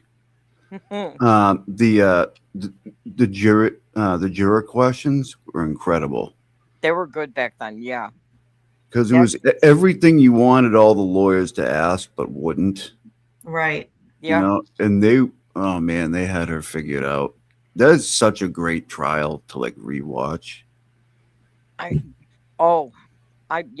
could definitely rewatch that again. Like the Question from one of our jurors. You should do it as a rewatch. For clarity, Good. would you say the feds were more I worried might about the have big to. fish and the whole puzzle rather than the pieces?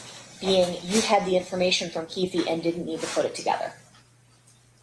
Yes, they were worried about the bigger picture, but this is 2006, and the smaller types of investigations on both cases had already been run to ground. You needed to come with a different type of investigation to try to see if you can get it.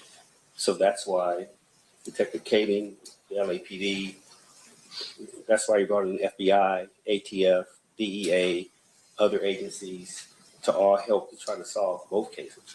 Once we found out what Mr. Davis had said, it was Biggie Smalls at first, and then it went to Tupac Shakur. Okay. Any follow-up questions based on that, Mr. DiGiacomo? No. Any follow-up questions based on that, Mr. Sanders? No. Okay, you faked us out again. All right, you are free to go. Thank you so much, Mr. Dupree.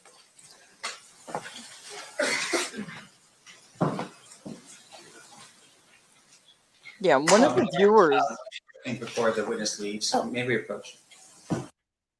One of the viewers early on had made a comment, was the FBI withholding information or the feds? No, they were working on a RICO case. So their stuff was limited to working the RICO, and not everything would be released to other departments or agencies. It would only be released on a need-to-know basis when you're working bigger cases like that. At least that's my opinion. Yeah. And they weren't allowed, because of the proffer agreement to share that information. Laura Owens' appeal denied. Oh. Maraschini case? Mike Denied? Maraschini denied. Yes. That's amazing. Breaking news. The Breaking big gulp news. loses. Finally, that's what. Oh, that's He what was trying to get another Rosalind came in restraining order before and against said him.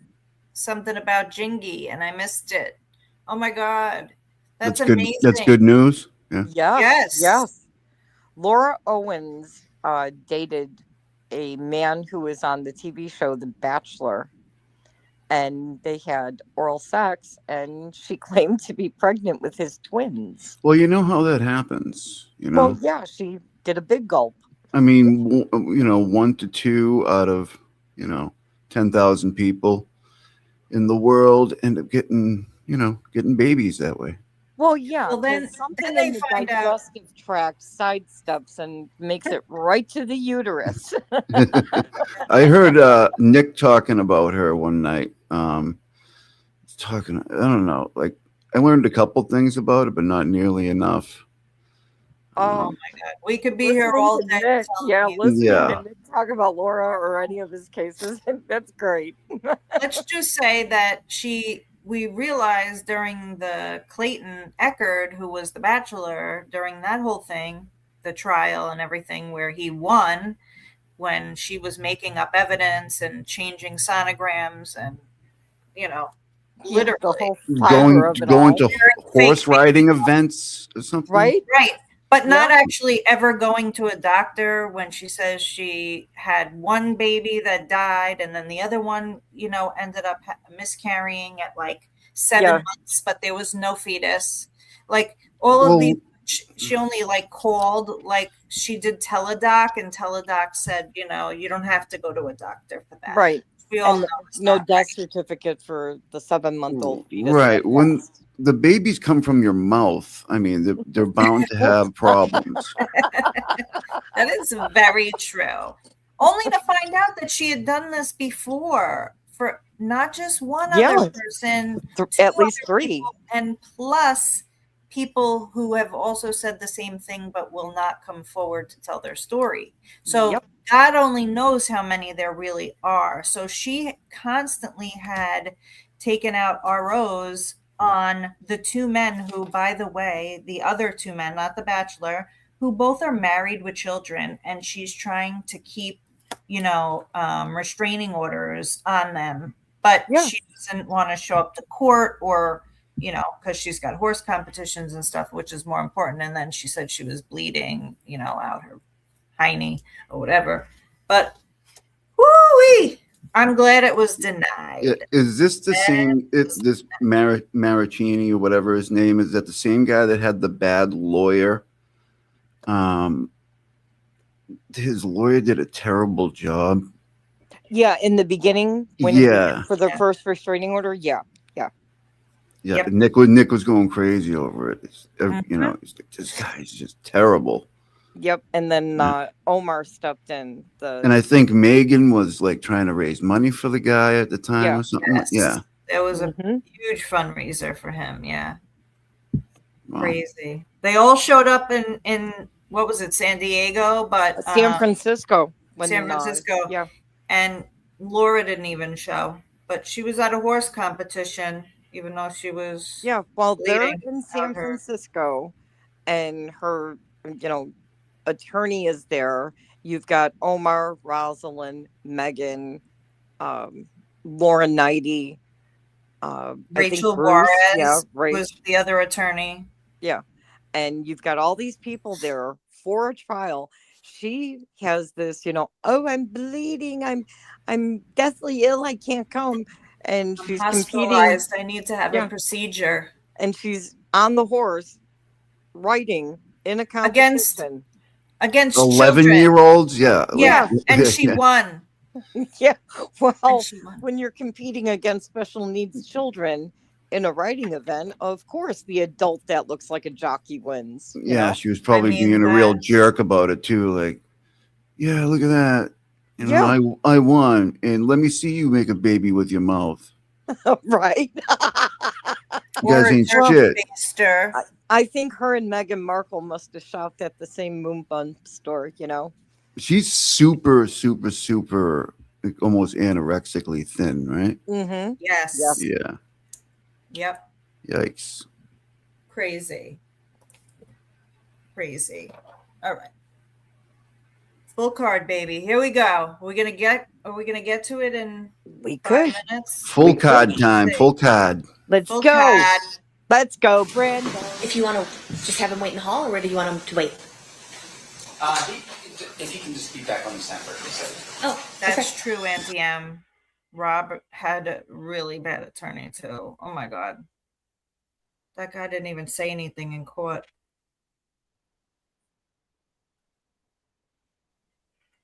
That was crazy. Yeah, she likes going after YouTubers on the internet too who talk about her. So, cease and desist, Owens. Oh, this is fun. Oh, the last 5 minutes we don't even have sound, and there's only 10 words left on the list to complete it. So, which. Opening statement might definitely be an issue. Yeah, that's one of my 8, of course. You know, Kazi, for the first 2 days, you discussed earlier. I needed you asking. You may be subject to recall in this case, but it would be okay to do it via Zoom. If you could refrain from, you're ordered not to discuss your testimony with anyone else in this case until you are released from that potential recall. Okay, thank you. You are now free to go. No, that's it for. All right, Steve, what did you want to present next? Well, we're going to start the 2008 statement, so we fill up the rest of the day. But we have at least one witness tomorrow, so we'll call that witness tomorrow and then probably continue on the rest of the day with the rest of the statements. Does it make sense then? All right. Does it make? Unless the court wants us to call the witness tomorrow at 1 and then start the statements, I think that might make the most sense. There's just more time in the statements than there is in the day tomorrow, so we still don't finish. If we play the half hour today, will that finish it out tomorrow? It all depends on Mr. Sam's cross of the witness. Well, Your Honor, Your Honor, there's 2 statements, right? I think we can definitely play one of the statements after the witness tomorrow. Okay. And then we have a subsequent statement. We're also playing Mr. We introduced through Mr. Duane. So. And none of them will finish in the half hour. That's 35 minutes we have left. That's correct. That's correct. All right. I'm going to have the jury. I'm just going to have the jury leave a little bit early today. We'll have them back at 1 o'clock tomorrow. All right. During this recess, you are admonished not to talk or converse amongst yourselves or with anyone else on any subject connected to the trial. Looks like we're not going to get to full card. Nope. Of any person connected to this case by any means of information, including without limitation, newspaper, television, the internet, and radio, or form or express any opinion on any subject connected with the trial until the case is submitted to you. We'll see you guys back here at 1 o'clock tomorrow. Thank you. We at least got 3 bingos out again today. We didn't get the full card, so it'll be a fresh card tomorrow. Yeah. I learned how to play. Yeah. It's good. Yeah. Now tomorrow you're going to be an expert. Yeah. Yeah, you could. That's true. You could play as many cards as you want. So Brando could have a card. You could have a card. And look at Brando. He's just sleeping right through it all. He's like, I'm comfy. Yeah. He just scared me a little bit. I went to pet him, and usually, does this. He wasn't moving. I'm like, uh-oh.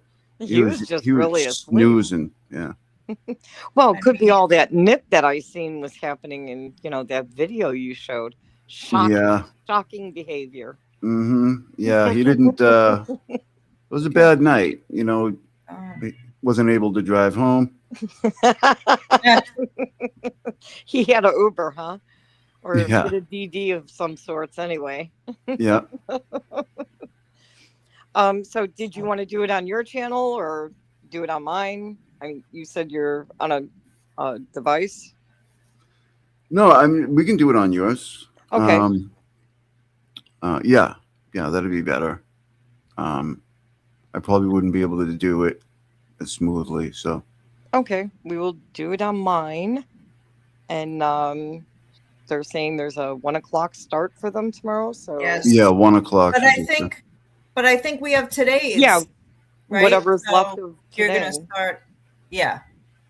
You're going to start on today's and then we'll bleed into to tomorrow's, and then so we will sign on just for those that are going to duck out before we finish chatting. Anybody who's here, we will start tomorrow at 11:30 again, unless you guys want to start a little bit later or earlier. What's good for you guys? Doesn't matter to me. Yeah. Okay. We'll keep it 11:30. So we'll start at 11:30 again tomorrow, Central, 12:30 Eastern. We'll be on Venom's channel tomorrow, guys. Yep. Not Rosalind's. So okay. Meet us over there, and we'll have more bingo fun. Maybe Makazi will actually win a bingo. Yeah, tomorrow. Let's see. And we got to get Kazi. First off, like I was saying, 2 days I couldn't get a bingo. I literally had to beg to buy Kazi's box. So, Monday and Tuesday I owned your box, Kazi. It was mine. We were selling. Not the first time somebody said that. There was a lot of talk about your box. You might want to go back and watch. In the box. Well, a lot of talk about your box. I am flattered. It was a little awkward. Guys, don't forget to hit the like button on the way out. And hey, replay crew. Two things. Kazi's channel in links, please. Yeah, they've been putting it up. I just saw it in there a minute ago. Thank you. Are you guys both on X? Yes. Yeah. Okay. You're following me already. I am. And I'm pretty sure I'm subbed to you. Yeah, I am. Okay, and I'll make sure I follow you so I can get links and I'll email like you the link tonight as soon as I set up the stream, and then we'll go from there. All right, great. In a half hour, I'll be going to do a beach live if you guys are interested. Oh yeah, definitely. Yeah, I'll come in for that. Cape Cod beach live. Nice. I'm a little jealous, but yeah, I'll watch. Definitely. I'll see you over there. Cape Now Cod I can't send you guys somewhere else because I don't have the magic to do that. But I appreciate you all being here, and hopefully we will see you tomorrow. And what we say here, see you in the tubes. See you in the tubes. Later. Have a good day. Bye-bye.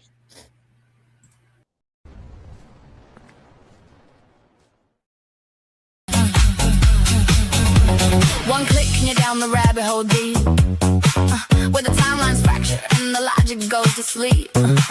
Everybody's famous for 15 minutes of pure chaos, then the algorithm serves you 3 more just because. Oh, the crazy characters you run into on YouTube, from the basement prophet to the over-caffeinated youth. They're wild, they're loud, they're living in their own cartoon. Welcome to the YouTube Zoo.